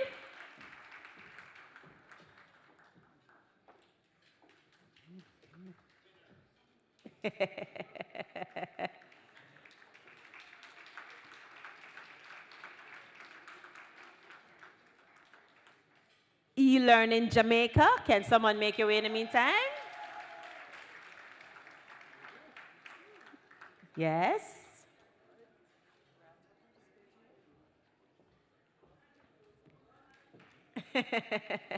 And he brought his entourage. Factories Corporation of Jamaica.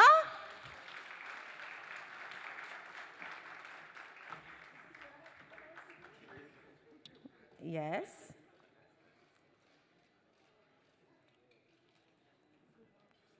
Financial Services Commission.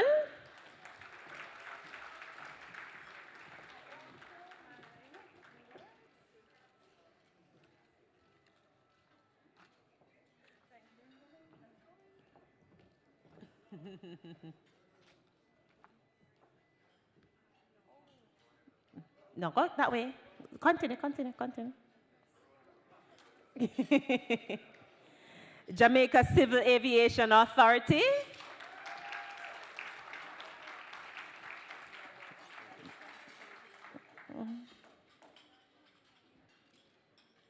Jamaica Deposit Insurance Brokers.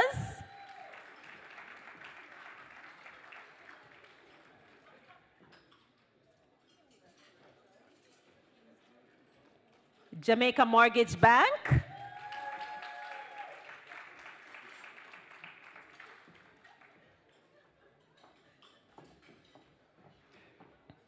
National Export-Import Bank of Jamaica.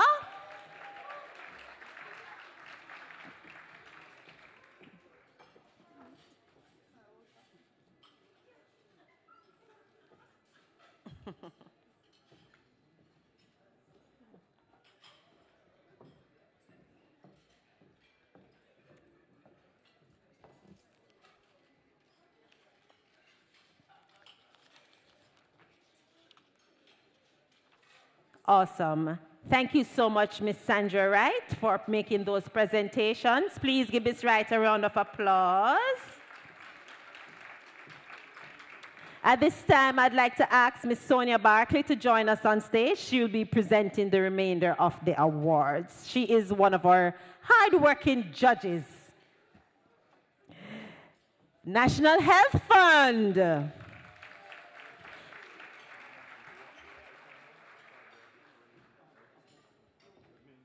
Okay, when you're making your way up, if you have to pass the cameras, please walk around.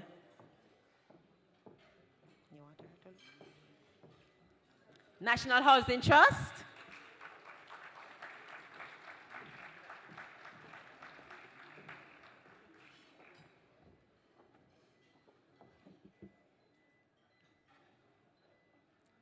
National Road Operating and Construction Company Limited.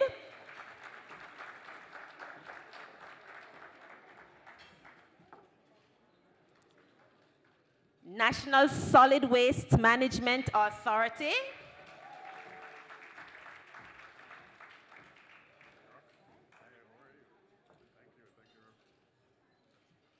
Office of Utilities Regulation.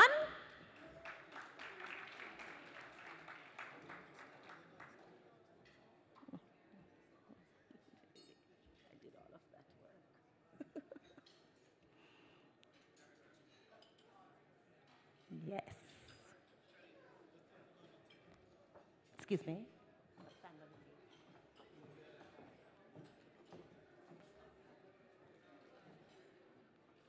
Petrojam.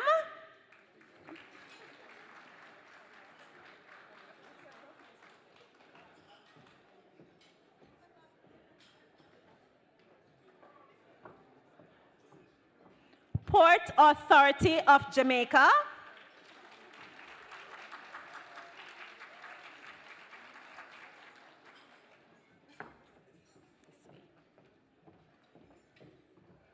Spectrum Management Authority.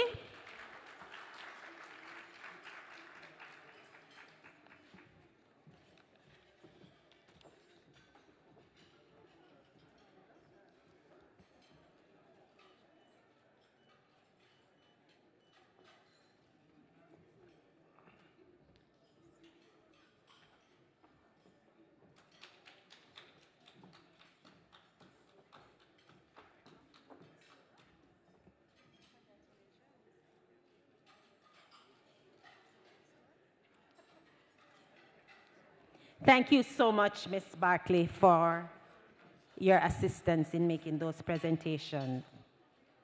And now, it's time for the hardware.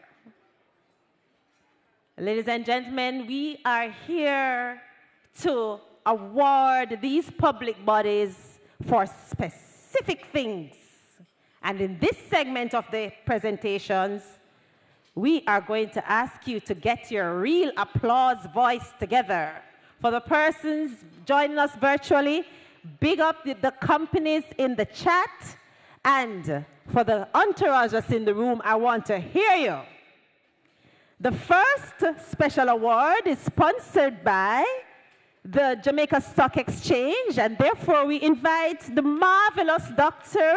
Marlene Street Forrest, Managing Director, to make these presentations. This is where you clap.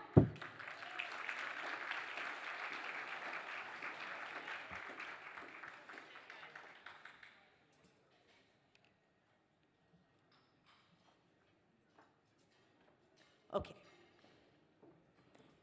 Same rule applies. When you come on the stage, enter from the right, make your way to the left. You see, veteran, I didn't even have to tell her anything, right? And the camera was wanting to look forward on the camera. They want to get a nice shot. When you're walking on the way up, just run your tongue across your teeth. Make sure we don't see any of your food in the pictures, you know. Fix up. All right, beautiful. So the first award we're going to be giving this morning is for the best website. Which public body thinks they have the best website? Clap if you have the best website. The Jamaica Stock Exchange Award for Best Website. The top award for Best Website is given to the public body whose website exemplifies excellence in design, form, content, innovativeness, and functionality.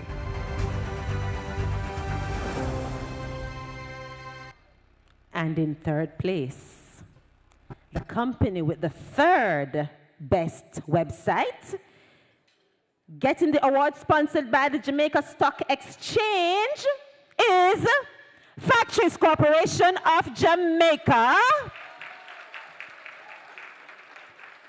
Oh, they're trying to decide who's going to come and collect the award. Yes, yes, yes.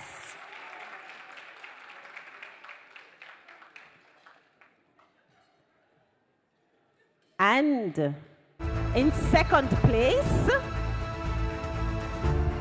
the company with the second best website is Jamaica Deposit Insurance Corporation.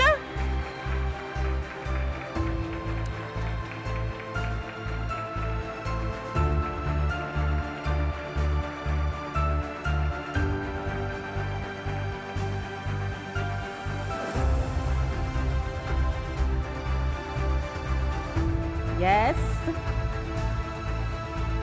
And ladies and gentlemen, please feel free to go online and check out these websites, visit their spaces. These websites are obviously doing the right thing, and they have important information that we can all use.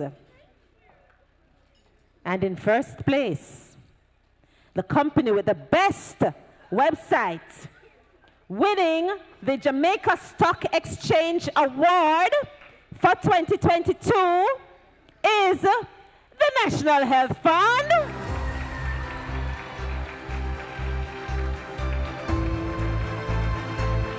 National Health Fund, I can attest, does have an awesome website. And please keep the applause going. And you probably need to sing a little song because it is Mr. Anderson's birthday. So make sure you give him a big up before you leave today. The Best Website Awards 2022, sponsored by the Jamaica Stock Exchange, is awarded to the National Health Fund.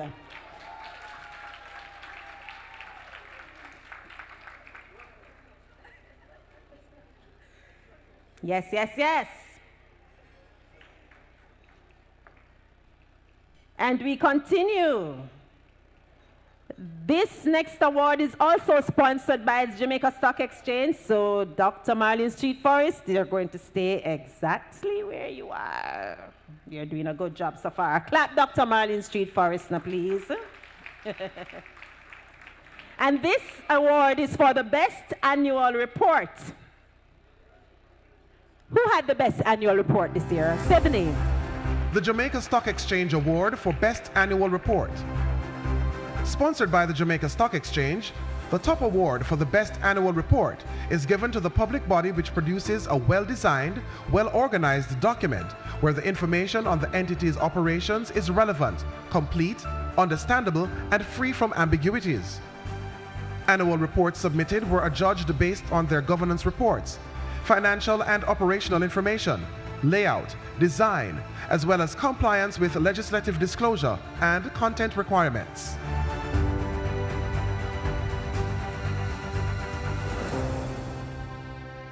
And in third place, Jamaica Deposit Insurance Corporation, winning the Jamaica Stock Exchange Award, third place for the best annual report.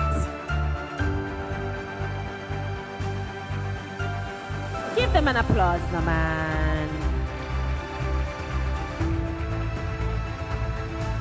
Well done. Jamaica Deposit Insurance Corporation. Yes. And in second place, who's in second place? Call the name. Who? E-learning. Who's second place? Not sure? I'm going to tell you. The National Health Fund. Second place for the best annual report, winning Jamaica Stock Exchange Award for 2022.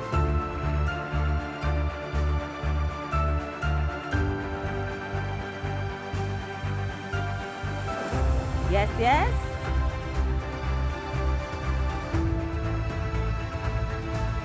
second place winners, Best Annual Report 2022, winners of the Jamaica Stock Exchange Award, National Health Fund. And the entity with the best annual report,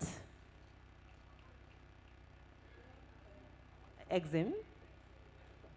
It's just Exim alone have confidence this morning and you're not sure. Or you never have an annual report this year. Factories. Oh, all right, I'm gonna tell you. Factories Corporation of Jamaica has the best annual report for 2022. And they have won themselves the Jamaica Stock Exchange Award.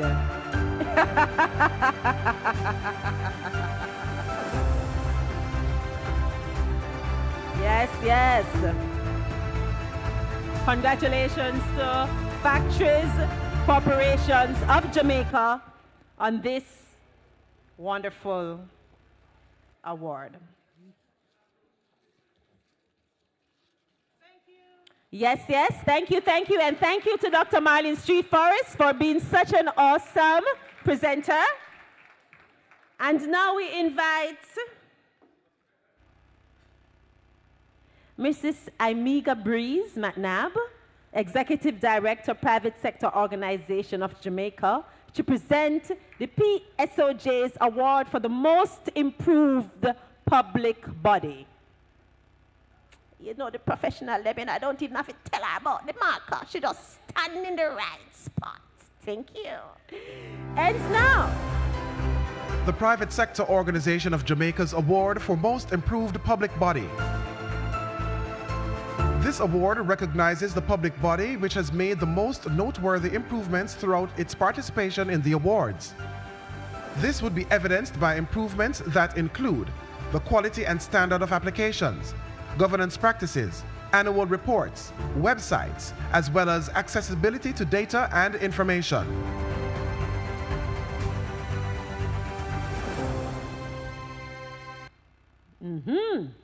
Most improved. This is something to be very proud of, you know, because you start from something and you get better. So I want you to put your hands together and congratulate the third place winner of the PSOJ's President Award for the Most Improved Public Body, Jamaica Mortgage Bank.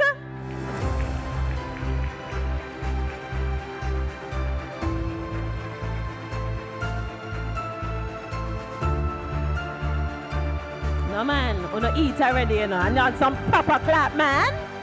Thank you. Jamaica Mortgage Bank, third place winner of the PSOJ's President Award for the Most Improved Public Body. And in second place, who's the most improved? Who? Nobody? Wanna never do nothing better? Wanna just do the same thing? Wanna never try a little harder? No new plans, nothing, just there, I breathe oxygen. All right? I want you to put your hands together and welcome the second place winner of the PSOJ's President Award for the Most Improved Public Body, National Housing Trust.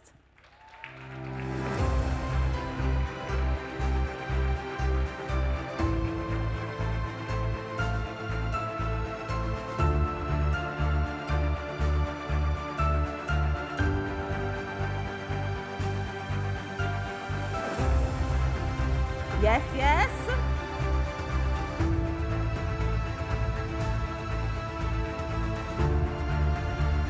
And the first place winner of the PSOJ's President Award for the Most Improved Public Body is the Port Authority of Jamaica.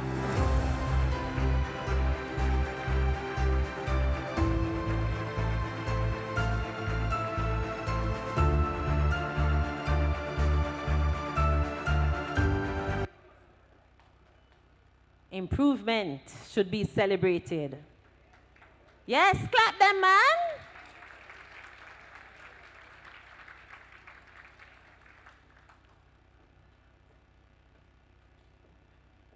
Yes.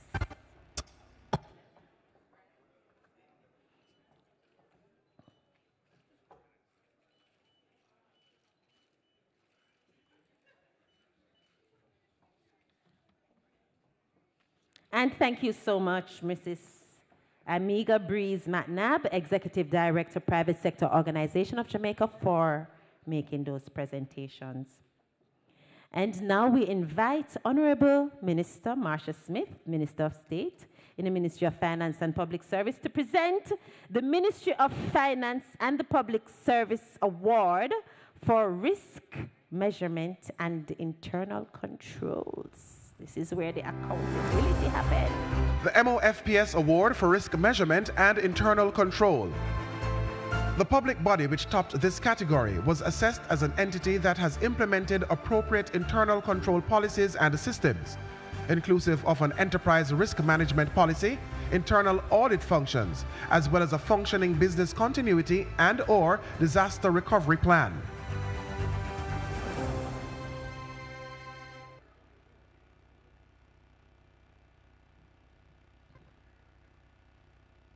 So, I don't hear anybody. Who qualifies here? Who's winning? Where are the public bodies that are ensuring that their risk measurement and internal controls are in place? Oh, what was I about to say?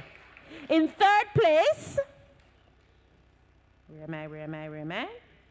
The National Housing Trust.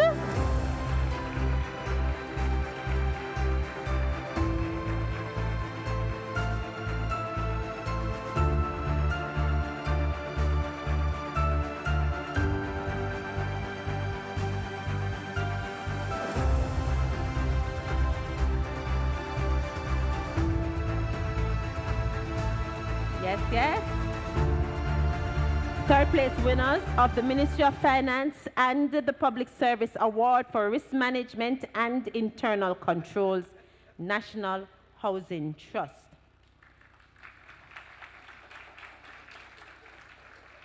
And in second place, National Export-Import Bank of Jamaica.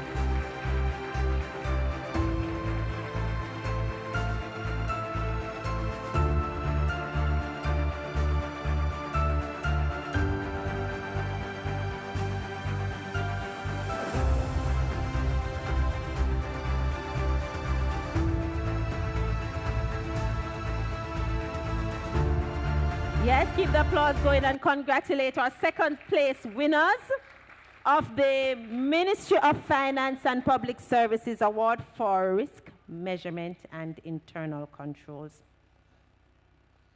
And the public body in first place for the 2022 Ministry of Finance and the Public Service Award,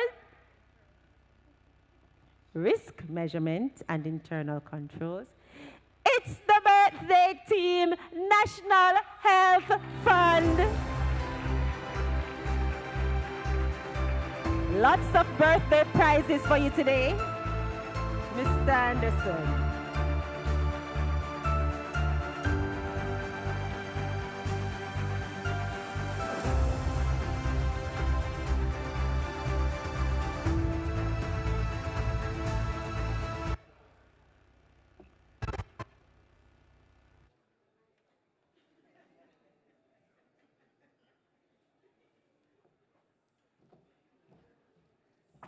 Keep the applause going for the winners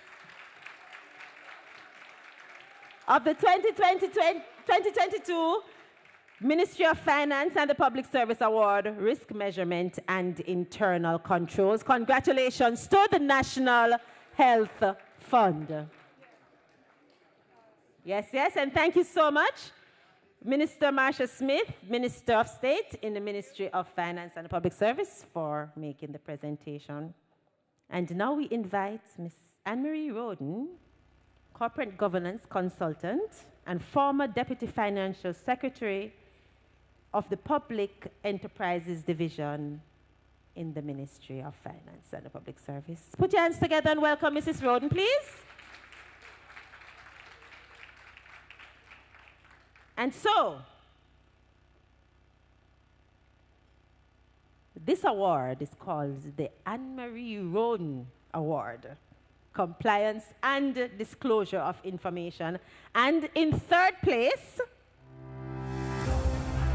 the public body receiving the top award for compliance and disclosure of information was adjudged to be the most compliant with the statutory requirements of the Public Bodies Management and Accountability Act. This award has been named in honor of Mrs. Anne-Marie Roden, one of the driving forces for improved corporate governance practices within Jamaican public bodies. She was integral to the creation and implementation of the Public Bodies Management and Accountability Act and is one of the conceptualizers of this awards ceremony. Can you just put your hands together for Mrs. Anne-Marie Roden, please? And keep the applause going as we welcome our third place winner, Jamaica Mortgage Bank.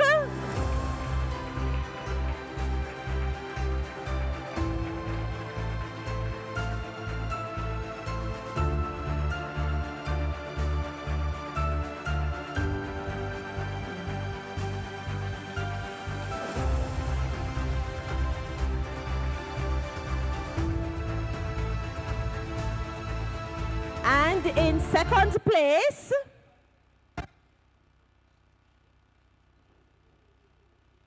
recipients of the 2022 Anne-Marie Roden Award for Compliance and Disclosure of Information, second place goes to Factories Corporation of Jamaica.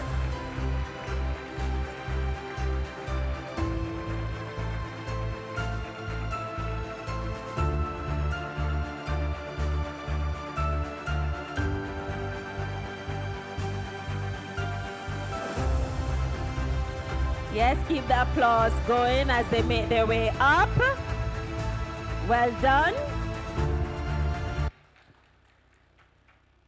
And in first place, who's in first place?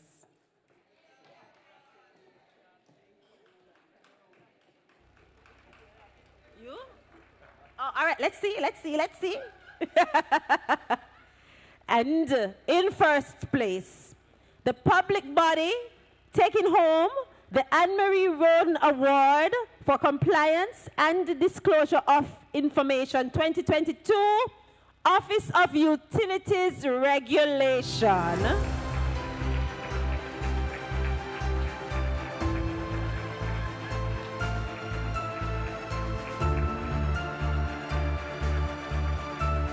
Yes, yes.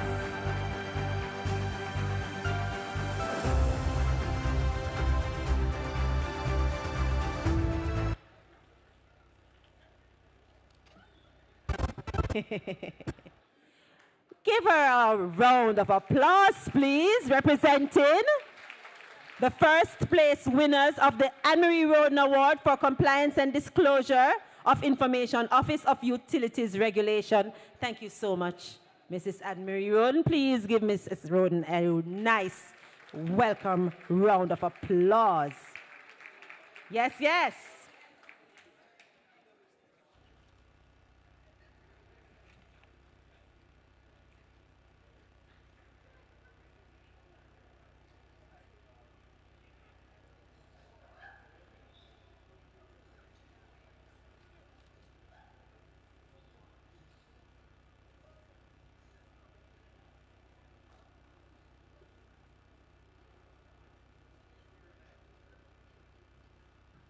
And now, I'm going to invite one of my favorite people to come and make this presentation.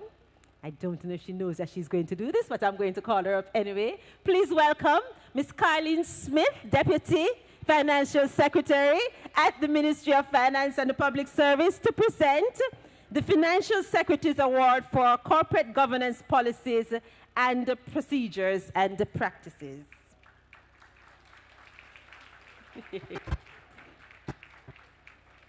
Representing the Financial Secretary, Ms. Darlene Morris. The Financial Secretary's Award for Corporate Governance Policies, Procedures and Practices.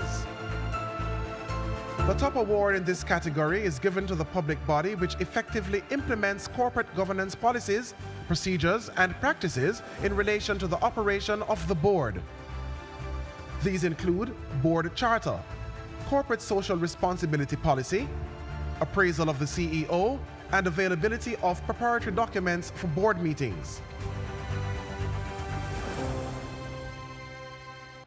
And in third place, I'm noticing a trend, people. I wonder if you are noticing the trend I'm noticing. Factories Corporation of Jamaica, third place winner of the Financial Secretary's Award, Corporate Governance Policies, Procedures, and Practices for 2022.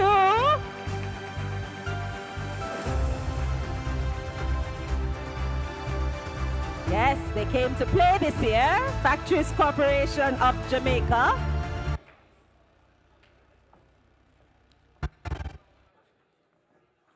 And in second place, Petrojam Limited, taking home the second place, Financial Secretary's Award for Corporate Governance Policies, Procedures, and Practices.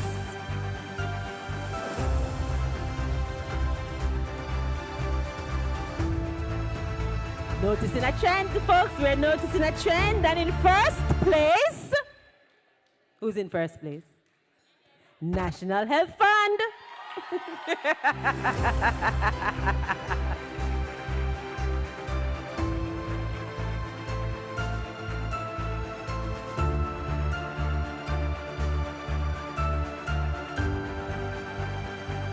Yes, lots of hard work went into ensuring that the standards are met, and that's the reason why we are able to celebrate all of these entities this morning. National Health Fund first place winners for the 2022 Financial Secretary's Award, Corporate Governance Policies, Procedures, and Practices. Yes, yes, thank you so much, and round of applause for Ms. Carleen Smith, Deputy Financial Secretary in the Ministry of Finance and the Public Service. And now, I'd like to invite Dr. the Honorable Nigel Clark to join me on stage as we present the Finance Minister's Award for Board Composition, Functions, and Structure. The Finance Minister's Award for Board Composition, Functions, and Structure. The top award in this category is given to the public body which best exemplifies corporate governance practices as articulated in the Corporate Governance Framework for Public Bodies, especially those in relation to the separation of roles of the CEO and board chair, board diversity, competency of board members, establishment of board committees, conduct of orientation and training of board members, and board evaluation.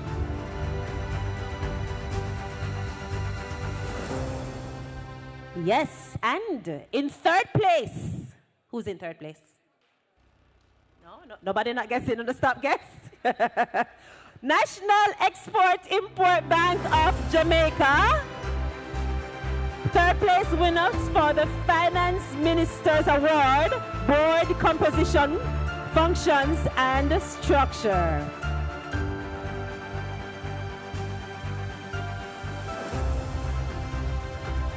Yes, yes. Let's put our hands together and welcome the second place winners, National Housing Trust.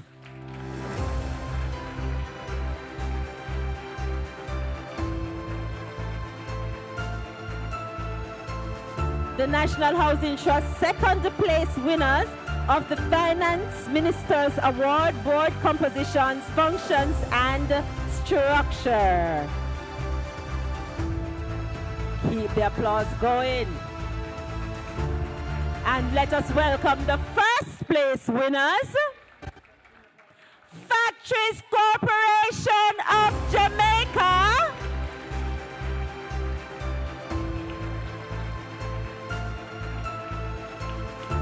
Boy, I hope we don't have space in the car. We're not taking home a lot of hardware today, man. Jesus.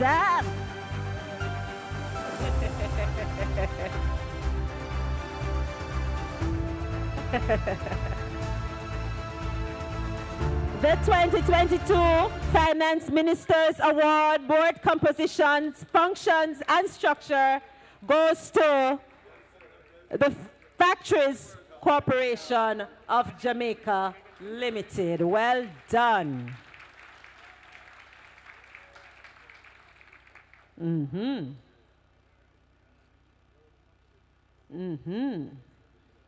This is a big award, you know. Yes, yes. You're not quite finished, Minister, but you're close by, so you can sit down for a little. I'll call you back when I'm ready. Give the Minister a round of applause, please.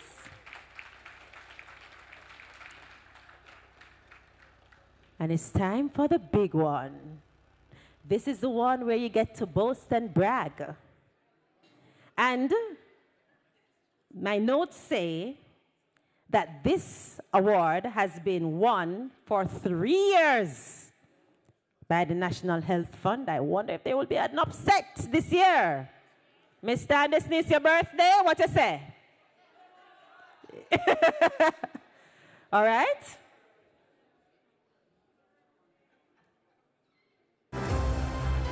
The crowning jewel in the Corporate Governance Awards is the Greta Bogues Award for Excellence in Corporate Governance.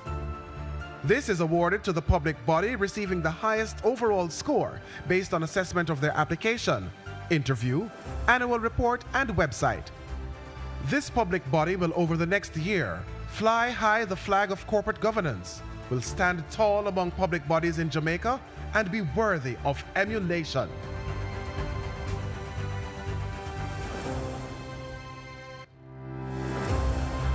The top 5 public bodies are the National Export-Import Bank of Jamaica, the National Health Fund, the Factories Corporation of Jamaica, the Jamaica Mortgage Bank, and the National Housing Trust.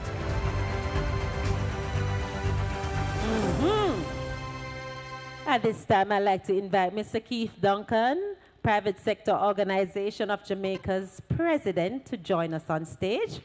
Minister, I'm going to call you in a moment as well, so just make yourself ready. Call Mr. Duncan. And we're going to ask you to present. That's your spot? Right there. Yes. The 3rd place winner of the Greta Bogues Award for Excellence in Corporate Governance. So who's in the 3rd place? Anybody want to guess? National Export-Import Bank of Jamaica.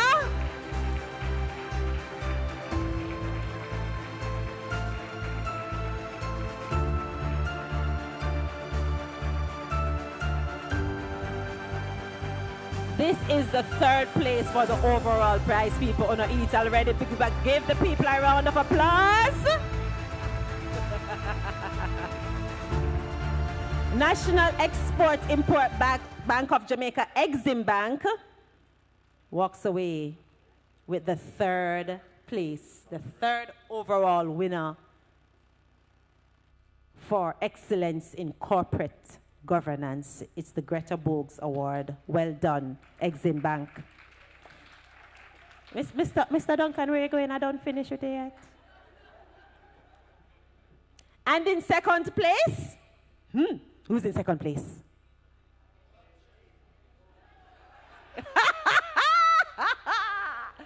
There's a rivalry afoot. The National Health Fund.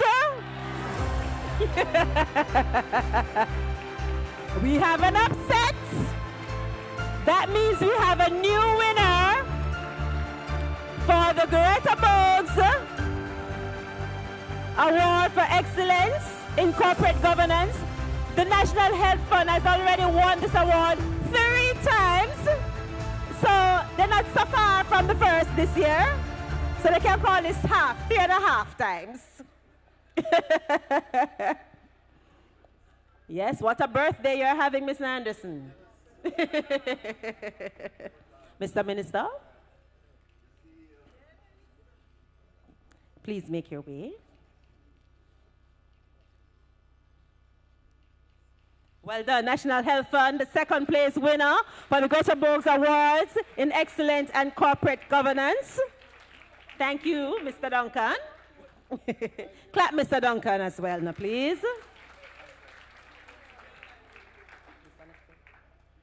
Mr. Duncan, don't go too far. Just stay right here. Because, just, too much walking. Yes. Hold on a minute.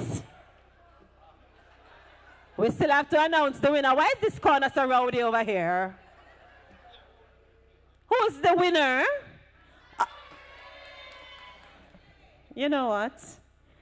The first place awardee for the Greater Bogues Award for Excellence in Corporate Governance 2022 come from the Prize Factories Corporation of Jamaica Limited. We have an upset.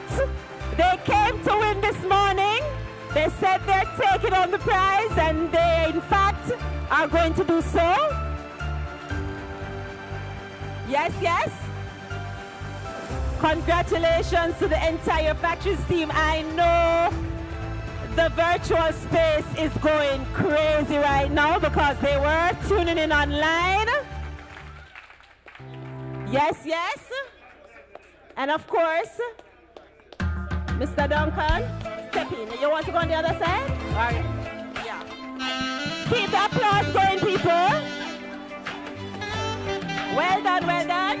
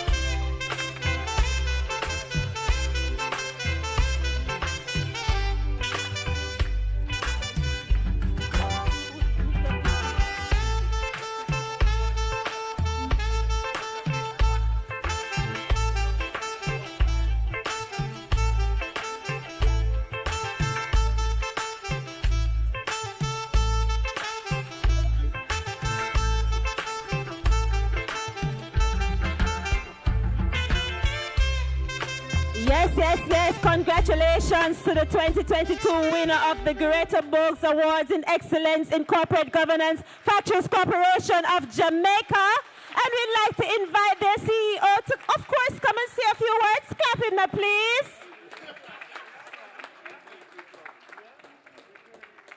Ladies and gentlemen, this is a big deal. Can I tell you that FCJ has 126 staff. So believe it or not, we're striking way above our weight class. And I must tell you that we believe that corporate governance has ensured great operational efficiencies and business efficiencies. So I want to take this time to big up my board. I think it's the best board in the public sector. So Mr. Stern and Mr. Nelson, can you stand? Two of our board members on other teams, but we're acknowledging them. I want to take this time out to big up my management team and my staff. Believe they work very hard, they're very committed. And over the last 5 years, they've helped with the transformation of FCJ. And we will continue to do that. But I want to just share the stage with my chairman. He's the passion engine of us all. Cheer.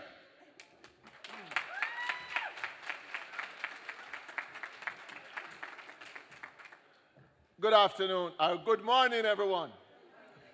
Let me thank God for this special moment. We have worked very hard, consistently.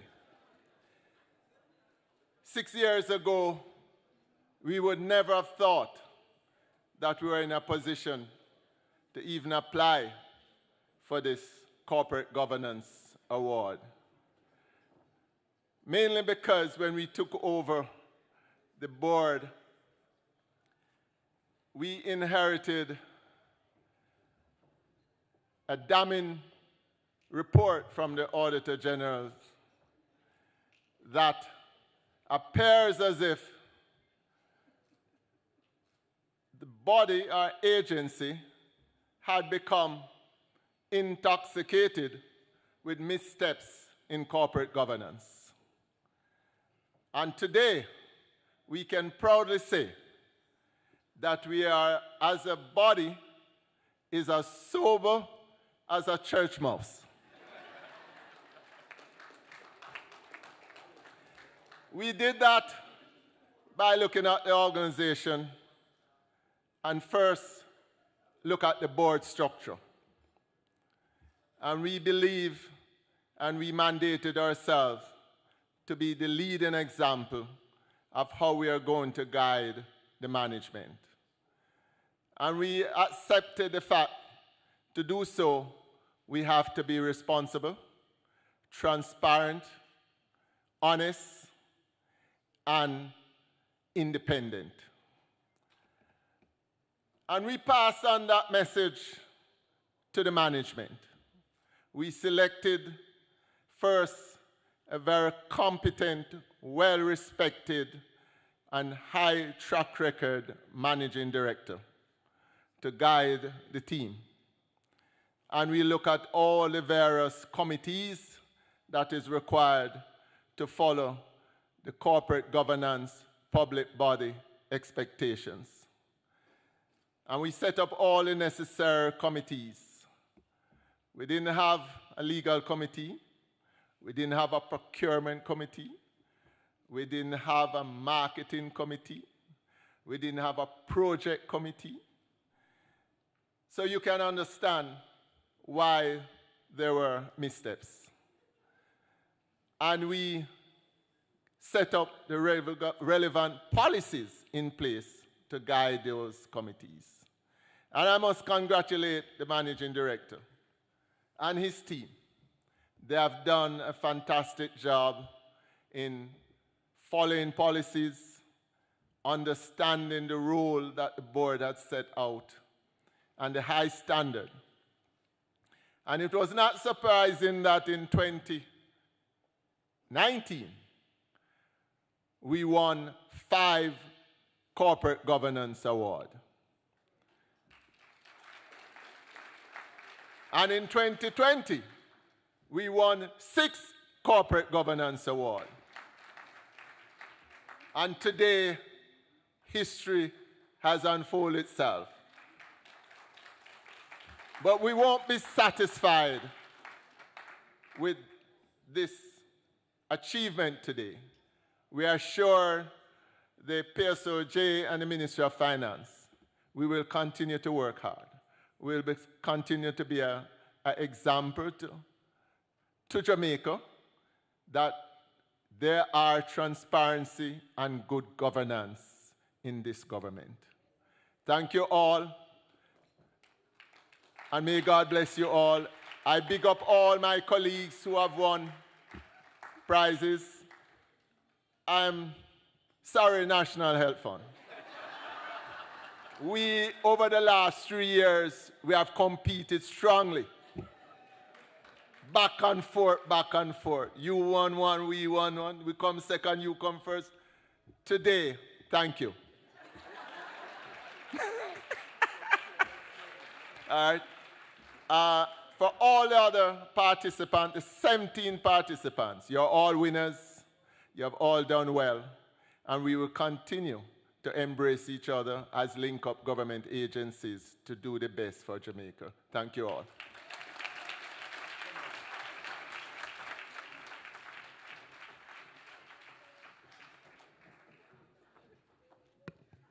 They came to win. Yes, man, they came to win. Well done, Factories Corporation of Jamaica, the 2022 Greta Bogues Award winners for the best overall corporate governance entity. Woo! What a morning! Yes! We are all indeed winners today, and factories, I really don't think that National Health Fund is going to accept that apology. I don't think you meant it, but work it out amongst yourselves. In the meantime, I'd like to invite Mrs. Tanisha Campbell, Director Policy Research at the Ministry of Finance and the Public Service. No? No, we're not doing that. Oh, well.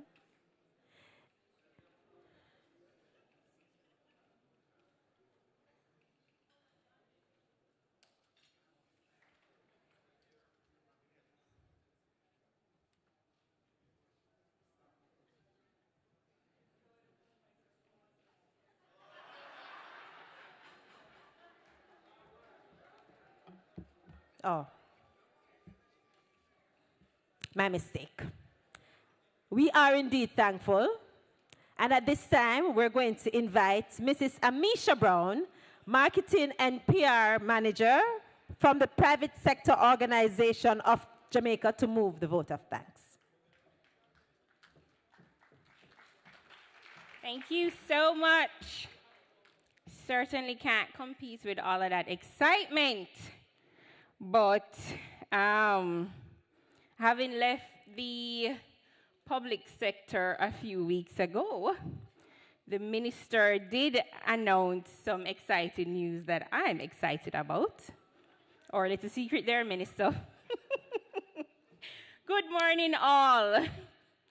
As we bring the program to a close on the 2022 staging of the Public Bodies Corporate Governance Awards, it is crucial that we acknowledge and thank the many people behind its success.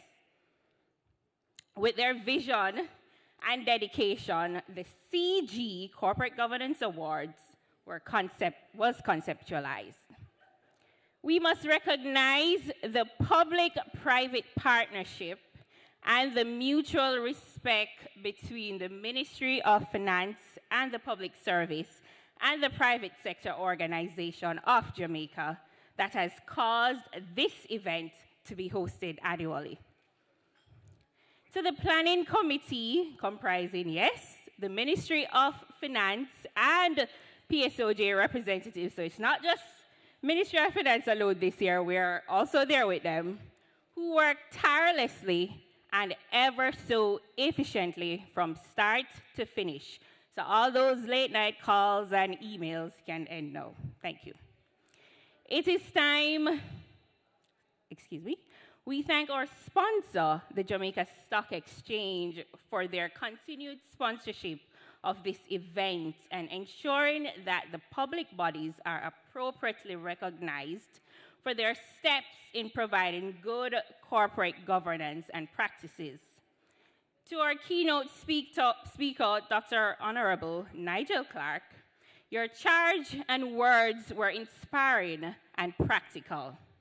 We appreciate the time you took to craft such a timely and important message. Thank you. Thank you to Mr. Keith Duncan, President of the PSOJ, and Mr. Julian Robinson, MP, for taking the time to be with us today and bringing greetings. We thank the evaluators and judges whose role in this event was critical and necessary. Thank you to our MC, who was gracious in our duties this morning. You were excellent.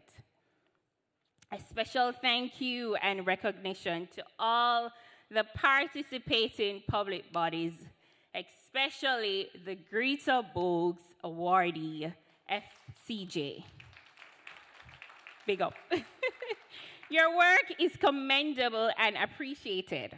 It is important to note that your work is crucial to the growth and stability of this country. Job well done. I cannot close without recognizing, of course, the Jamaica Pegasus for always keeping us comfortable and being a gracious host. I must also extend a big thank you to our decorators, the PBCJ, and to everyone attending here today. Thank you. Thank you.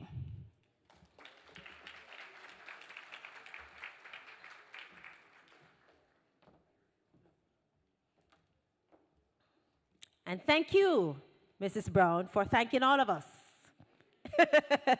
And so we have come to that time of morning when we are at the end of this awesome program. But put your hands together for being such a great audience.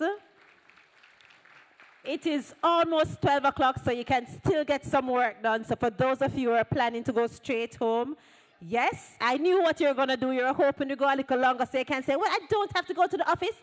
I have to go, so you have to go. The work continues. Want to say big congratulations to all the persons taking home our hardware today and to all of us because we are all winners. And before we leave, I want to remind you of one of my favorite quotes. Unexpected kindness is the most powerful, least costly, most underrated agent of human change. So be kind. I am Shelley and Weeks, and it was my pleasure to serve you this morning. Walk good.